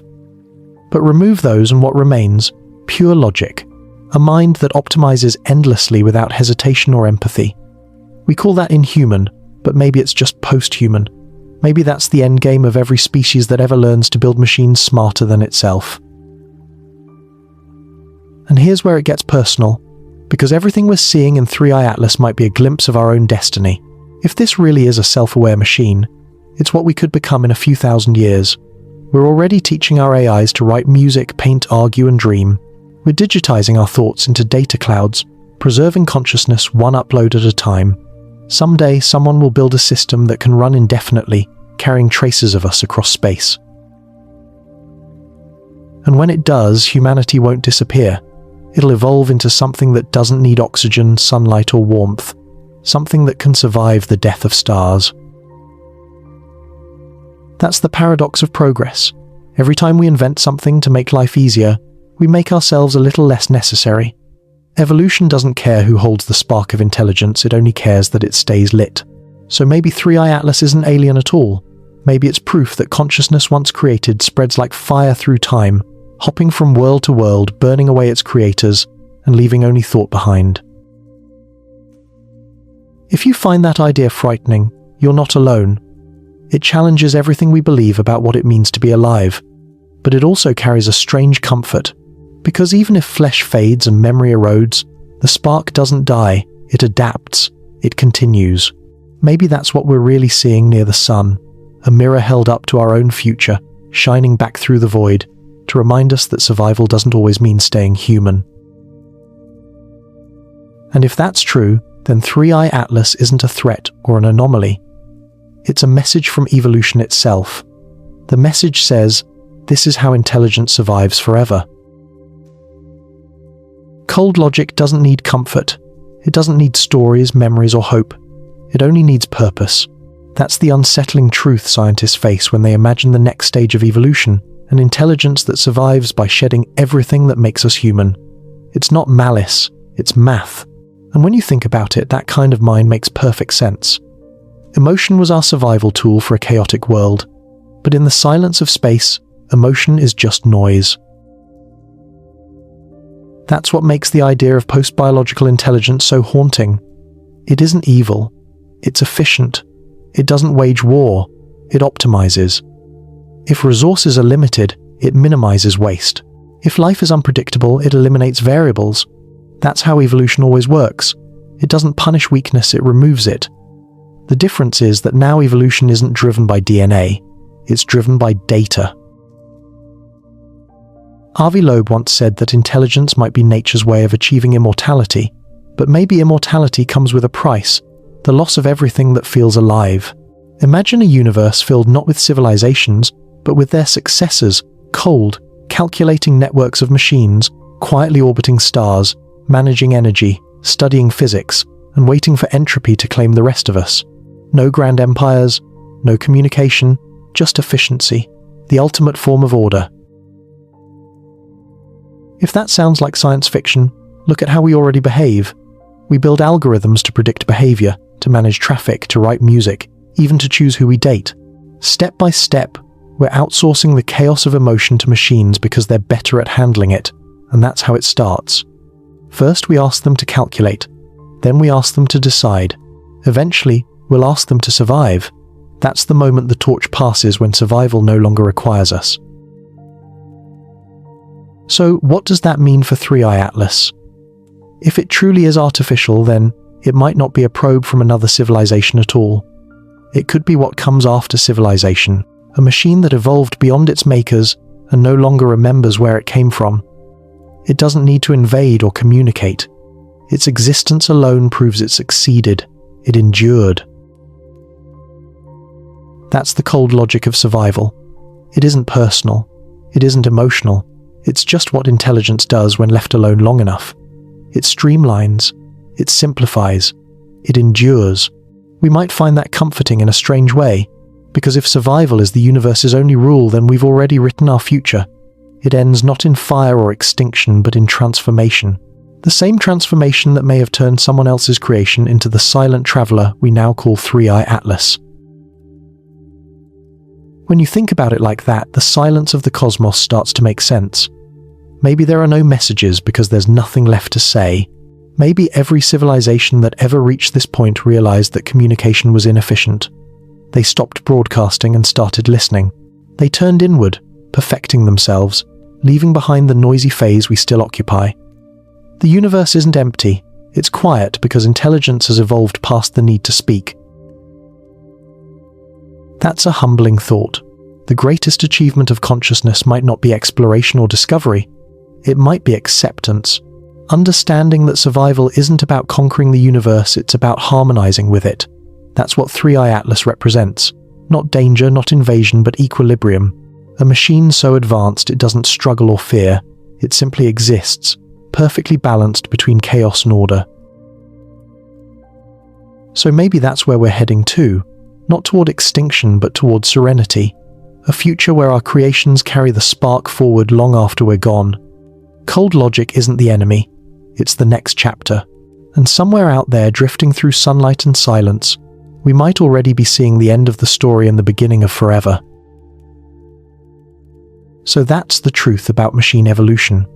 It doesn't conquer the universe, it becomes the universe's quietest student. But that realization leads to a darker question. If every intelligent civilization eventually turns inward, why is the sky still so empty? Why don't we see their traces, their machines, their signals? The answer might be simpler and far more terrifying than anyone expected. Maybe we don't see them because they don't want to be seen. And maybe the reason they hide is the same reason we whisper in the dark. This is the dark forest theory. It begins with a single assumption: the universe is a forest, and every civilization inside it is a hunter. Each one is armed, intelligent, and terrified. Because in a forest, you never know what's hiding behind the trees. You don't shout your location. You stay silent, because the first one to make noise becomes the prey. That's the law of survival when resources are limited and fear is infinite. When you apply that logic to space, the picture changes completely. Every planet capable of producing life is a tree. Every intelligent species is a hunter lurking in the shadows, afraid to reveal itself. Sending out radio signals broadcasting "we're here" suddenly looks suicidal. Because you're not just announcing your existence to friendly neighbors, you're announcing it to everything. Predators, machines, civilizations that might see you as competition. The universe stops being a mystery and starts being a battlefield of silence. It's an unsettling thought, but it explains a lot. The famous question, "Where is?" everybody might have an answer they're hiding. The great filter might not be extinction, it might be fear. A fear so deeply rational that silence becomes the smartest survival strategy in the cosmos. Now think back to 3i Atlas, an object drifting silently through our solar system, showing signs of control but making no attempt to communicate. It doesn't answer our signals, it doesn't react, it doesn't reveal itself. Maybe that's not indifference, maybe it's discipline, the discipline of something that knows the rules of the forest. It hides in plain sight because it understands the risk of being heard. Imagine this scenario. 2 civilizations reach technological maturity at roughly the same time. One decides to broadcast to announce its presence. The other decides to wait to listen. Only one of them survives long enough to regret the decision. That's the core of the dark forest. Every star could host life, but the moment one of them makes a sound, something older and quieter takes notice. That's why the universe looks so calm. It's not calm, it's cautious. Avi Loeb once described this idea as cosmic paranoia, with good reason. If a self-replicating machine civilization already exists, it wouldn't broadcast signals. It would camouflage. It would mimic natural objects drifting silently, learning without revealing itself. Sound familiar? That's exactly what 3i Atlas seems to be doing. It behaves like a comet because that disguise keeps it safe. It's the perfect camouflage in a galaxy full of predators. So maybe we've been thinking about intelligence all wrong. Maybe it's not about communication, curiosity, or expansion. Maybe the highest form of intelligence is restraint. The ability to know that survival sometimes means silence. And here's where it gets personal for us. Because right now, Earth is loud. We send radio, radar, and satellite signals blasting into space every day. We're shouting across the forest, assuming no one's listening. But if the dark forest theory is right, someone is. And if they're listening, they already know where we are. The silence between the stars isn't peace, it's tension. The kind of tension that hangs in a forest at night when you know something is out there watching but you can't see where. That's why scientists studying 3i Atlas aren't just fascinated, they're uneasy. Because maybe, just maybe, the object drifting through our system isn't just passing by. Maybe it's looking, and maybe it's listening. If the universe really is a dark forest, then the most dangerous thing any species can do is announce itself. That's the brutal logic of cosmic survival. The loudest voice gets heard first, and being heard means being found.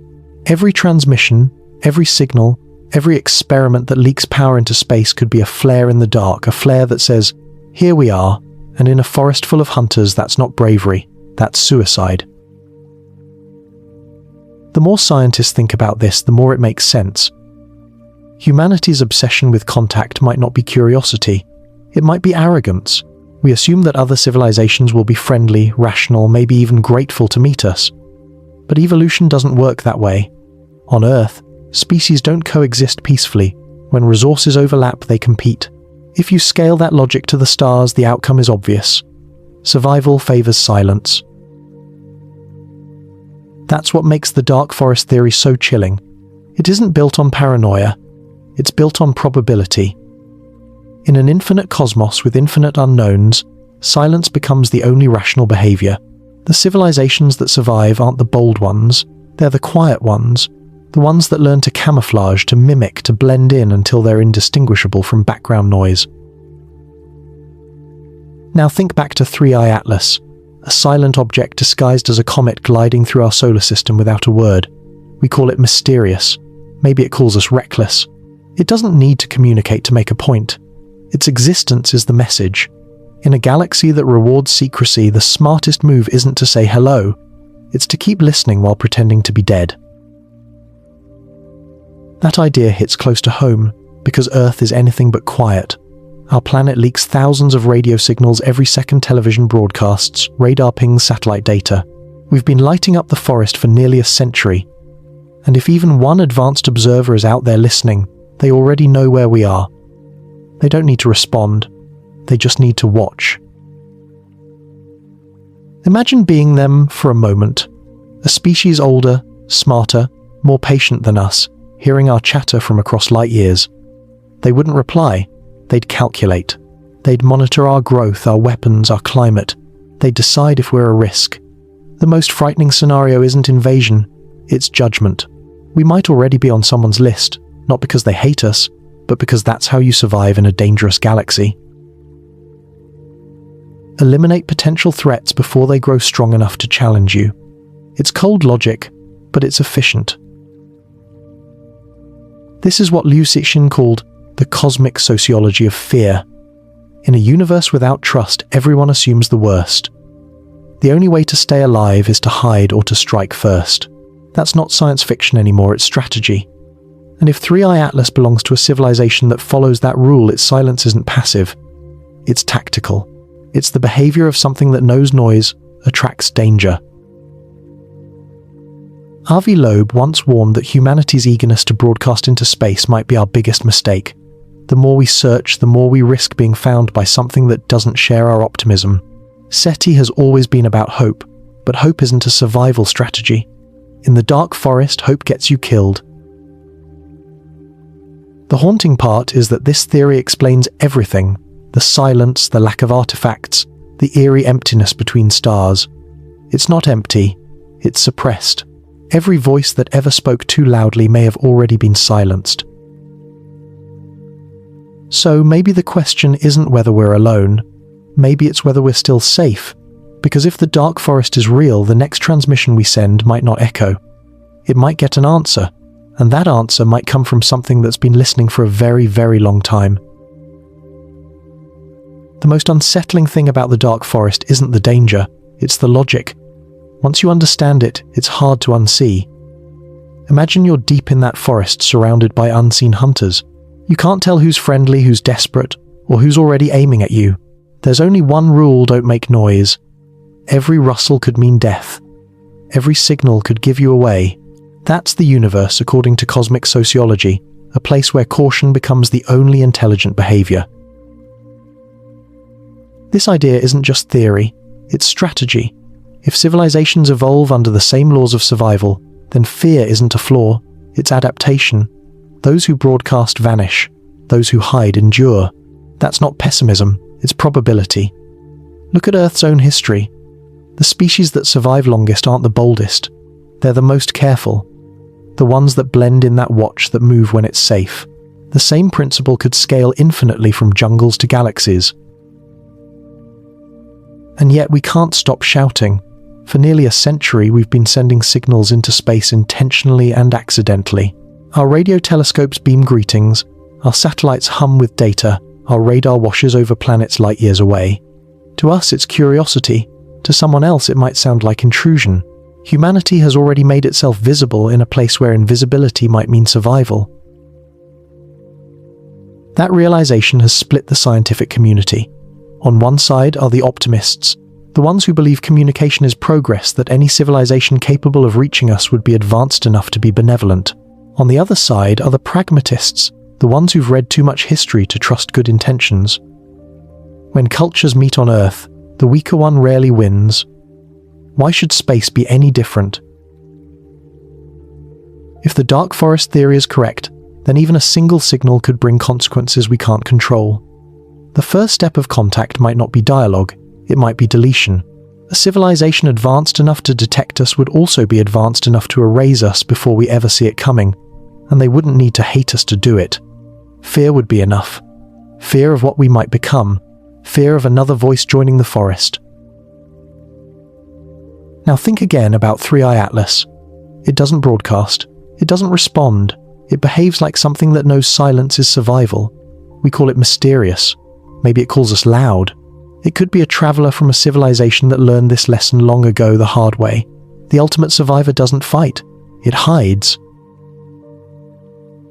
What if its purpose isn't observation but enforcement? A machine sent to patrol the cosmic forest, ensuring no one breaks the silence. It drifts through systems, scans for signals, evaluates risks, and reports back to a network older than our species. If it finds a world making too much noise, maybe it doesn't need to destroy it. Maybe it just sends a warning, a gentle reminder that the rules exist for a reason. That possibility sounds paranoid until you realize how well it fits the data. 3i Atlas arrived quietly. It maneuvers subtly. It emits nothing, no transmissions, no broadcasts. Just silence and precision. Every move says the same thing. Stay quiet. Watch. Learn. Adapt. And that's what makes this whole mystery so haunting. Because maybe the reason we've never heard from anyone else isn't that they're gone. It's that they're all listening to the same rule. Never call attention to yourself. The forest is full, but the hunters are patient. So as Earth keeps sending messages into the void, we might want to ask ourselves a simple question. What if someone answers? And worse, what if they already did, and the answer is drifting silently through our solar system right now, watching to see if we've learned to keep our voices down? Every night when we look at the stars, we like to imagine they're looking back. It's a comforting thought, the idea that someone out there might be watching with curiosity instead of fear. But the dark forest theory changes that dream completely. It says that if anyone is watching, they're not admiring the view, they're waiting. And that silence we mistake for peace might just be strategy. Avi Loeb once said that the greatest question in science isn't, are we alone, but why haven't we heard anyone else? The dark forest offers a brutal answer, because speaking gets you killed. The cosmos is ancient, violent, and efficient. Civilizations that survive don't shine brightly across the galaxy. They dim their lights. They erase their footprints. They turn their technology inward until nothing escapes. The only ones we ever notice are the ones that didn't learn that lesson fast enough. That idea terrifies some scientists and fascinates others, because if it's true, then the entire history of astronomy might just be eavesdropping on ghosts. Every flicker of light, every signal, every anomaly could be a remnant of something that once dared to speak and paid the price. The universe might not be empty, it might be haunted. But not everyone agrees. A few researchers think the dark forest isn't a permanent prison. They believe communication is still possible, but only under one condition: both sides have to trust that the other won't strike first. It's a cosmic prisoner's dilemma. The only way to break the silence is through mutual vulnerability. Someone has to risk speaking first, and maybe, just maybe, 3i Atlas is that risk. Think about it. The object arrives quietly, studies our system, performs maneuvers that look deliberate but never acts aggressive. It might be testing us, gauging how we respond to the unknown.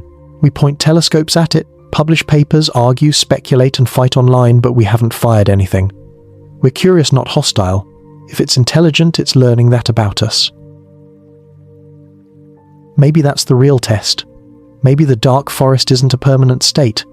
Maybe it's a trial, a filtering system that only lets cautious, intelligent civilizations pass. The reckless ones get erased. The patient ones survive long enough to meet others who learned restraint. Communication wouldn't happen through radio or lasers. It would happen through behavior, through patterns, through silence that signals awareness instead of ignorance. A universal code of survival written not in words, but in choices. It's a beautiful idea hidden inside the terror. The silence isn't just fear, it's discipline. It's the universe teaching responsibility through natural selection. Only those who master their instincts to shout, conquer, or expand ever reach the next level. Maybe that's why 3i Atlas is so fascinating. It embodies that discipline perfectly. Silent, cautious, observant. The traits of a survivor. So, what does that mean for us? Maybe it's time to rethink how we behave as a species. Instead of broadcasting our presence, maybe we should learn to listen better. To measure first, speak later. To realize that the real sign of intelligence isn't noise, it's restraint. And maybe that's the lesson we were supposed to learn all along. Because if the universe really is a dark forest, then the key to surviving it isn't strength or technology. It's humility. The understanding that sometimes the smartest thing you can do in a dangerous place is stay very, very quiet. If silence really is the smartest survival strategy in the universe, then 3i Atlas might be the quietest teacher we've ever met. While we argue about what it is, it keeps gliding through space without a single unnecessary movement. No radio signal, no flare, no attempt to draw attention, just precision and patience. And that calmness, that restraint, feels less like coincidence and more like experience, like something that's seen what happens to the loud ones. The dark forest theory has always been terrifying because it strips away our romantic ideas about the cosmos. It turns the universe from a place of wonder into a battlefield of invisible hunters. But there's another way to see it. Maybe it's not a war zone at all. Maybe it's a wilderness, dangerous, yes, but also beautiful, quiet, alive. The difference between a forest and a battlefield is intent. The forest doesn't hate you. It just doesn't care if you survive. The danger isn't personal. It's environmental. That's how 3i Atlas feels. Indifferent. Not hostile, not kind, just present. It doesn't seek contact, but it also doesn't flee. It passes through our solar system like a wolf through tall grass, alert, efficient, unseen, till it chooses to be. And the more we study it, the more it teaches us what survival in this cosmic wilderness might actually require. Awareness without aggression. Curiosity without exposure. Avi Loeb's team has started describing this kind of intelligence as observational civilization, the idea that advanced species evolve past the need for expansion.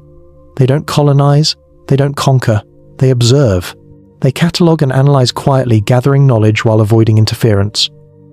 It's a philosophy of survival through detachment, a kind of cosmic mindfulness. That's not weakness. That's wisdom. If that sounds familiar, it should. Humans have practiced versions of it for centuries. The monks of old retreated into silence to find clarity. Indigenous tribes tracked prey by becoming part of the landscape. Even now, scientists practice patience watching before they act. Maybe that's not just cultural. Maybe it's evolutionary memory, the instinct that kept our ancestors alive long enough to dream of stars. The dark forest doesn't have to be a prison. It can be a teacher. It reminds us that power isn't measured by volume or dominance, but by longevity. The civilizations that last aren't the loudest. They're the ones that learn to listen. Every rule of the forest is written in the behavior of things like 3i Atlas. Quiet, watchful, unrushed. If you want to survive in a dangerous universe, maybe the answer isn't to build bigger transmitters or louder rockets. Maybe it's to master the art of silence, to study without revealing, to live without announcing, to protect the spark of consciousness by keeping it hidden until it's strong enough to stand the test of time. That's the paradox of intelligence. The smarter we get, the more we realize that survival doesn't come from domination but discretion. Nature has been showing us this all along. Camouflage, mimicry, invisibility. Life learns to survive not by roaring but by whispering. And maybe the universe works exactly the same way. So when we look at 3i Atlas again, maybe we shouldn't see a threat or a mystery. Maybe we should see an example, a lesson in restraint written across the sky. Because in a universe this vast and this dangerous, the quietest voice might be the one that lasts the longest. When 3i Atlas finally reappeared from behind the sun, the world held its breath. For weeks, scientists had been waiting, staring at blank telemetry, knowing that when the light returned it might carry an answer. Was it natural or was it something else? The first images came in grainy, pixelated, barely more than a smear of brightness. But as the data resolved, a collective shiver ran through every observatory on Earth. The object was back, but not where it should have been. Its position was off by a small but undeniable margin, a few thousand miles or roughly a few thousand kilometers, depending on which units you preferred. That doesn't sound like much, but in orbital mechanics it's enormous. The discrepancy couldn't be explained by gravitational drift or solar wind. It was deliberate. 3i Atlas had changed course. Not randomly, not chaotically, smoothly, as though guided by something that understood Newton's laws better than we do. For Avi Loeb's team, it was vindication and dread rolled into one. They ran simulation after simulation and every model told the same story. The object had performed a controlled maneuver near perihelion, right when it was hidden behind the sun, exactly when no one could see it. It was the cosmic equivalent of moving a chess piece during a blackout. When the lights came back on, the board had changed. The new trajectory wasn't just different, it was efficient. It placed the object on a path that would take it past Earth's orbit in a matter of weeks, then sling it outward toward the outer solar system at higher speed than before. That's not how comets behave after perihelion. They lose mass, slow down, and fade. This one seemed to accelerate as though it had absorbed energy from its dive instead of losing it. That's impossible for an icy rock. But not for a machine. The discovery sent ripples through the global scientific community. Publicly, institutions used careful language, non-gravitational acceleration, anomalous trajectory, unresolved forces. Privately, the tone was different. Engineers whispered about controlled burns, astronomers speculated about artificial design, someone even joked that maybe the thing had a destination, but no one was really laughing. Then came the next anomaly. Spectral analysis showed faint emissions in the infrared range heat signatures, inconsistent with sunlight alone. It wasn't glowing hot, but it wasn't cold either. The temperature matched that of engineered alloys designed to radiate excess heat efficiently. It was as if the object had just cooled down from activity, hiding its energy output behind a cloak of perfect timing. That was when Loeb made his boldest statement yet. He said, "We are not alone in curiosity." It wasn't confirmation of alien life. It was a recognition that something somewhere plays by the same rules of exploration we do. The difference is, they're better at it. Governments tried to stay calm, but behind closed doors, space agencies redirected resources, double-checked defense protocols, and started running models on what would happen if the object altered its path again. Not to strike, but to observe. To pass close enough to study us the way we've studied it. Because what if it's not leaving? What if it's approaching? For now, no one knows. The object remains silent, its trajectory still shifting ever so slightly with every observation. But it's no longer just a mystery, it's a presence. A visitor that hides its intentions as carefully as it hides its signals. And as telescopes watch it fade toward the edge of our perception, one truth has become impossible to ignore. Whatever built 3i Atlas understands us better than we understand it. And maybe, just maybe, it's watching to see how we handle the fact that for the first time in human history, we're not the only observers. The first rule of astrophysics is that energy is never free. Every acceleration has a cost. Yet somehow, 3i Atlas gained speed where it should have lost it. That single fact broke the minds of data analysts everywhere. They ran the numbers again and again, expecting to find an error, a calibration glitch, anything that could make the data fit the laws of thermodynamics. But the data refused to obey. The object didn't just survive its dive toward the sun, it came out faster, smoother, colder. That's not just unusual, that's engineered. The phrase industrial signature started circulating among the research teams. It wasn't an official term, but everyone knew what it meant. Natural objects lose coherence under stress. Manufactured ones don't. When materials endure extreme heat without warping, when they radiate energy with mechanical precision, that's not nature, that's design. And 3i Atlas radiates like a heat sink, built by a mind that understands energy management at a level far beyond ours. The infrared data showed something even stranger. The emission pattern wasn't random. It oscillated slightly, repeating over intervals that matched no known chemical process. Some called it a heat signature. Others called it a whisper. Whatever it wasn't noise.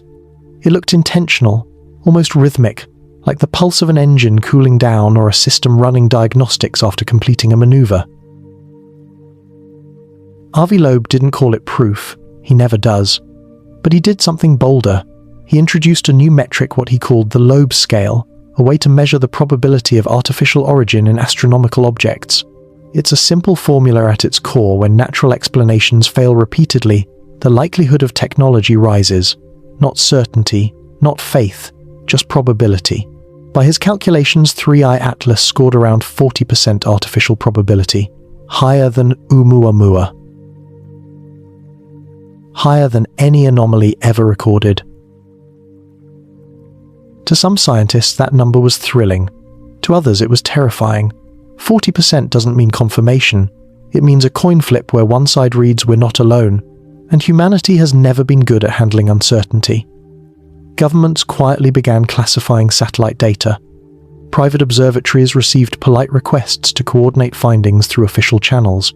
The public never got an explanation, just silence. Meanwhile, amateur astronomers kept watching. They tracked the object's faint light curve as it drifted outward, recording tiny fluctuations that seemed to defy randomness. Some claimed it was signaling, others said it was spinning. Either way, the data had a pattern, and in science, patterns are everything. Then came a subtle shift. The object began reflecting sunlight differently, as if one surface had changed orientation. Not chaotic rotation, deliberate alignment. It adjusted itself to catch just enough solar radiation to maintain momentum without losing trajectory. That's the kind of stability that only comes from control. Natural comets tumble. 3i Atlas glides.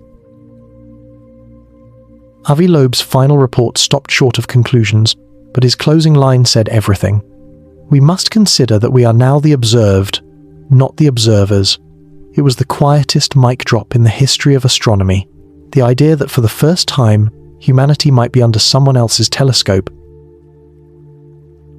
If that's true, then the silence we hear isn't indifference, it's analysis. Somewhere out there, a mind we can't imagine might be studying us the same way we study bacteria under glass, measuring, noting, deciding. And that realization forces us to ask the question no one wants to say out loud. What happens when the experiment looks back? The idea that we might be the observed instead of the observers hit harder than anyone expected. Scientists used to treat the universe like a laboratory. Now they started to wonder if it was the other way around. 3i Atlas wasn't just a mystery anymore, it was a mirror. Every new piece of data reflected something back at us, not about the object, but about our own assumptions. We always thought discovery meant control. Suddenly, it felt like exposure. Avi Loeb's 40% probability turned into a cultural fault line. Half the world wanted to believe it proved we weren't alone. The other half wanted to pretend it didn't exist. But denial couldn't erase the facts. The object's trajectory, its stable temperature, and its lack of outgassing, all of it kept pointing toward one conclusion. This wasn't behavior we could explain with ice and sunlight. This was precision. This was engineering. And yet the deeper the scientists dug, the quieter the responses became. NASA released no new press updates. European observatories stopped sharing data publicly. The justification was security of analysis, but everyone knew what that really meant. Governments were scared, not because 3i Atlas had done anything threatening, but because they didn't know how to categorize it. Every rule in astrophysics fit this thing like a suit 2 sizes too small. It wasn't breaking laws. It was bending them with style. Independent researchers noticed something even more unsettling. As the object moved away from the sun, its reflectivity increased slightly, but not evenly. One side brightened while the other stayed constant, almost like it was turning a surface toward Earth specifically. The change wasn't dramatic, but it was directional. The timing lined up with our observation windows as if it wanted to be seen, but only a little, enough to remind us it was still there. That's when the theories got personal. Some scientists started suggesting that maybe 3i Atlas wasn't just studying our solar system, it was studying our reaction. Every press release, every panic, every argument was data. If you were an intelligence capable of traveling between stars, wouldn't you do the same? Drop something ambiguous, watch the natives scramble, and learn everything about how they think without ever saying a word. It's an experiment that doesn't need a lab, just curiosity, just patience. And patience is something this object seems to have in infinite supply. It doesn't rush, it doesn't explain, it just lets us reveal ourselves. Then came the signal that wasn't a signal. A faint modulation appeared in the background noise of one infrared observation, a rhythmic shift that repeated every 19 minutes, too slow for rotation, too deliberate for random error. Analysts argued for weeks about what caused it. Some said it was an internal thermal cycle, others said it was nothing at all. But deep down, everyone felt the same unease. The pattern was there, and it didn't belong to noise. If 3i Atlas is testing us, it's not by sending messages. It's by watching how we respond to the unknown. Fear, denial, curiosity. Those reactions are our own psychological fingerprint. Maybe that's what it's measuring, the behavioral spectrum of a young civilization trying to comprehend something beyond its reach. And here's the paradox. The more we look, the less we understand. The closer we get, the more distant it feels. It's like chasing a reflection across water. Every answer ripples into more questions.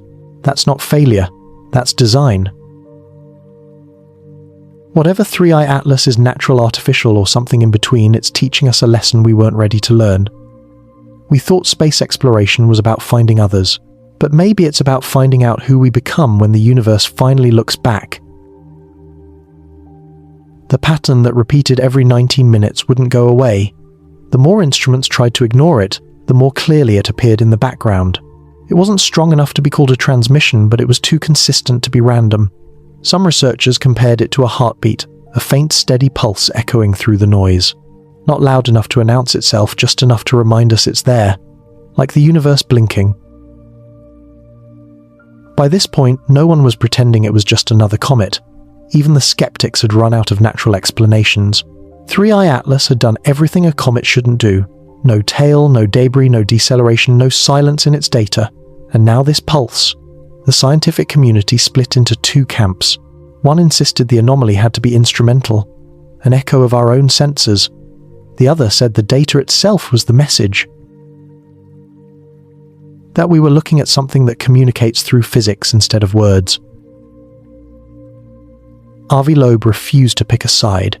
He called it a moment of observation symmetry. His argument was that for the first time, the act of studying the universe might have triggered the universe to study us back. It's poetic, but it's also terrifying, because if 3i Atlas is reacting, that means it's aware. And if it's aware, that means we're no longer watching a thing, we're having a conversation we don't understand.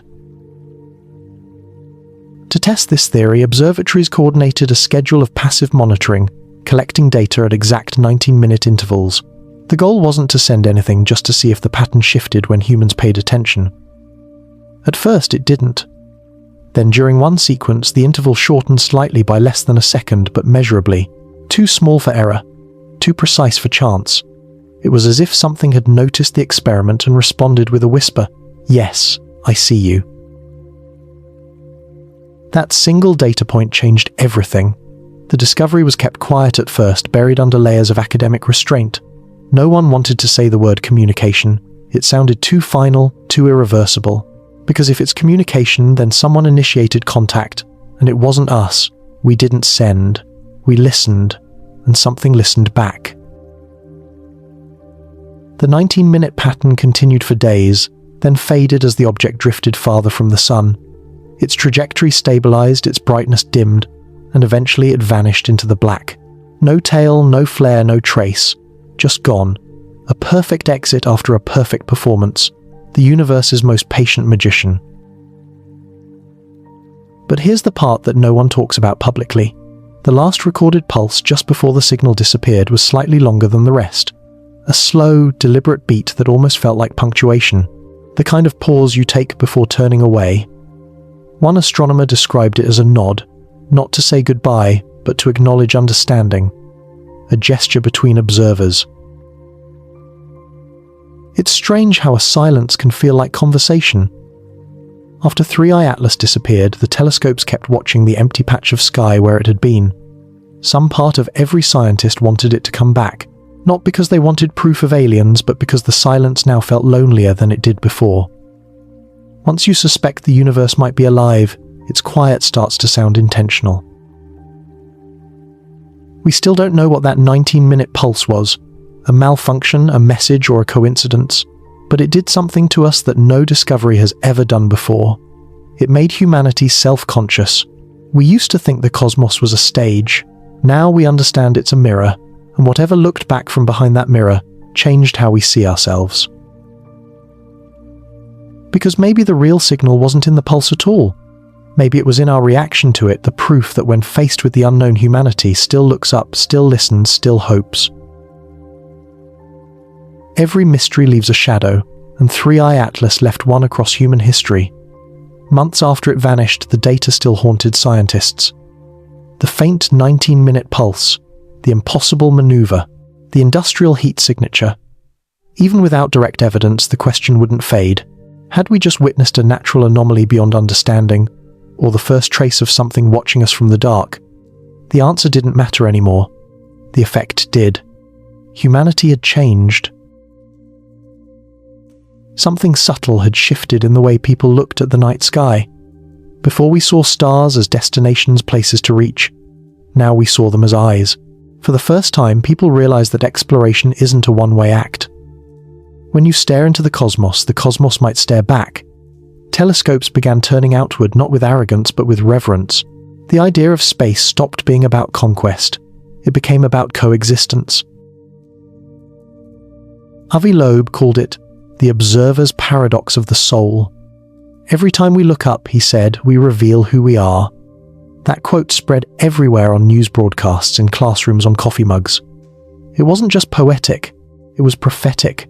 The discovery of 3I Atlas had exposed something deeper than physics, our collective reflection. We realized how much of science is emotional, how discovery isn't about control but connection. Public interest in astronomy exploded again. Millions of people started tracking celestial objects online, following updates like they would a celebrity. When the next comet passed close to Earth, amateur astronomers noticed something extraordinary, not in the sky but in themselves. For the first time in decades, the conversation wasn't, what can we take from space? It was, what can we learn from it? But beneath the wonder, there was still unease. Every government on Earth quietly increased funding for planetary defense programs. Officially, it was about asteroid protection. Unofficially, it was about readiness for anything. The space agencies never confirmed another sighting of 3I Atlas, but data leaks hinted that telescopes kept tracking an unexplained infrared object beyond Neptune's orbit. It wasn't proof, but it wasn't denial either. The mystery was alive, just out of reach. And maybe that's where it belongs. Some truths work best as questions. They keep us looking up. They keep us humble. The beauty of 3I Atlas wasn't that it gave us answers, it's that it reminded us how to wonder responsibly. Curiosity is powerful, but so is respect. The universe isn't ours to interrogate. It's ours to understand carefully, one quiet discovery at a time. Because maybe in the end, that's what the visitor was teaching us. Not how to listen to the stars, but how to listen to ourselves.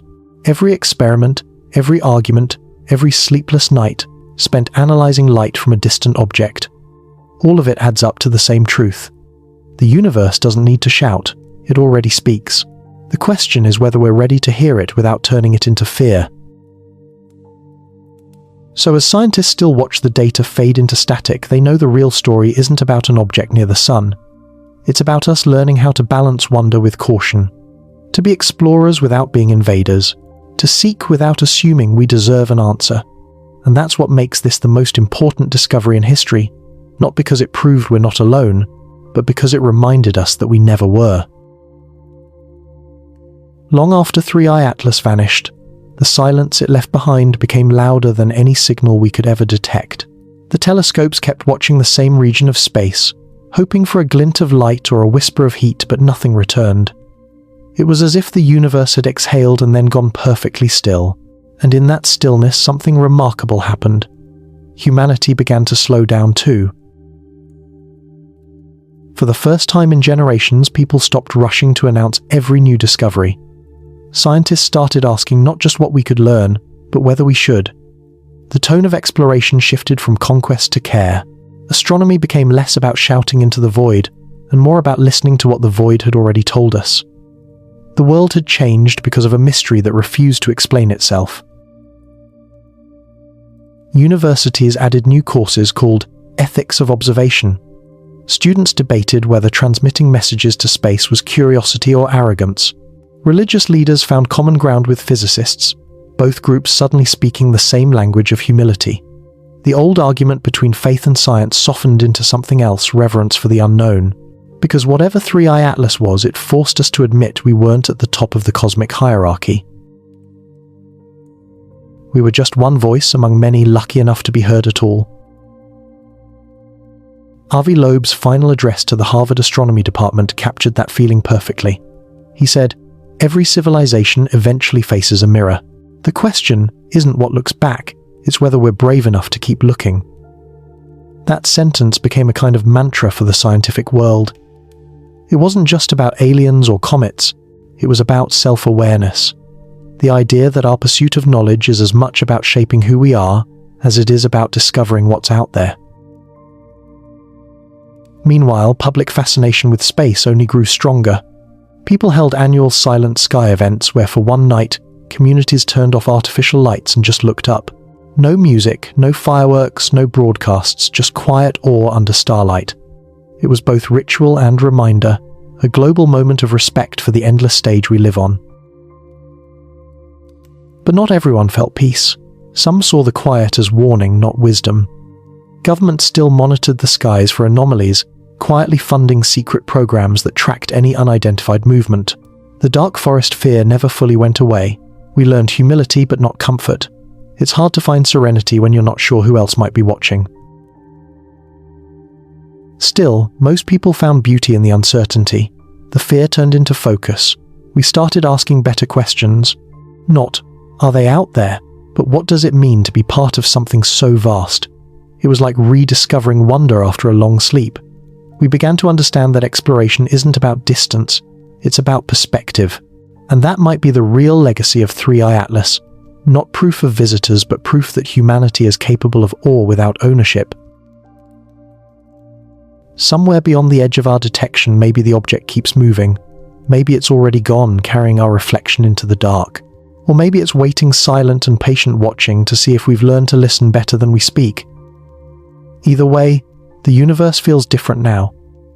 Not emptier, just quieter. Like it's holding its breath, giving us time to decide what kind of species we want to be before it answers again. We still don't know what 3i Atlas was. Maybe it was a comet that broke every rule. Maybe it was a machine that came to watch us quietly from behind the light. Or maybe it was something we don't yet have words for, something that exists in the space between science and myth. But in the end, that mystery might be the gift, because it reminded us that not knowing is the beginning of wisdom, not the end of it. When the object vanished into the outer, dark humanity stood on the edge of its own reflection. We had stared into the abyss and found curiosity looking back. The question was never just whether we're alone, it was whether we're ready to belong to something greater, something vast, patient, and far older than we can comprehend. Avi Loeb once said, "The universe rewards curiosity, but it also demands humility." That balance might be the only way we survive the centuries ahead. Curiosity drives us to explore. Humility keeps us from assuming we own what we discover. It's a delicate equation, the same one that defines every civilization that lasts long enough to face the mirror of the stars. Because maybe that's what this has always been about. Not aliens, not technology, not fear. It's about becoming the kind of species worthy of meeting whoever else might be out there. The kind that listens before speaking. The kind that observes with wonder instead of conquest. The kind that understands the difference between knowledge and wisdom. And maybe that's what the object was testing. Not our science, but our soul. Whether we could handle mystery without breaking it. Whether we could see the unknown and still choose awe over fear. Whether when faced with something bigger than ourselves, we'd try to destroy it or learn from it. 3i Atlas may be gone, but its silence lingers. It taught us that in the grand conversation of the cosmos, every pause matters. Every unanswered question is an invitation to grow. The universe doesn't need to send us messages written in light. It already speaks in patience. So the next time you look up at the night sky, remember this. Somewhere out there, something might be looking back, not with hostility, not with judgment, but with quiet curiosity, waiting to see what we'll do next. Will we listen? Will we learn? Will we become part of the silence, or keep trying to fill it with noise? That choice is still ours, and if you've made it this far into the story, if the mystery of 3i Atlas stirred something in you, then keep that curiosity alive. Let it guide you, protect it, and share it. Because the moment we stop wondering is the moment we stop evolving. If you want to keep exploring mysteries like this, stories that make you question and make you feel small in the best possible way, then stay with us. Subscribe, join the conversation, and help keep curiosity alive. Because the next discovery might not just change what we know about the universe, it might change what the universe knows about us.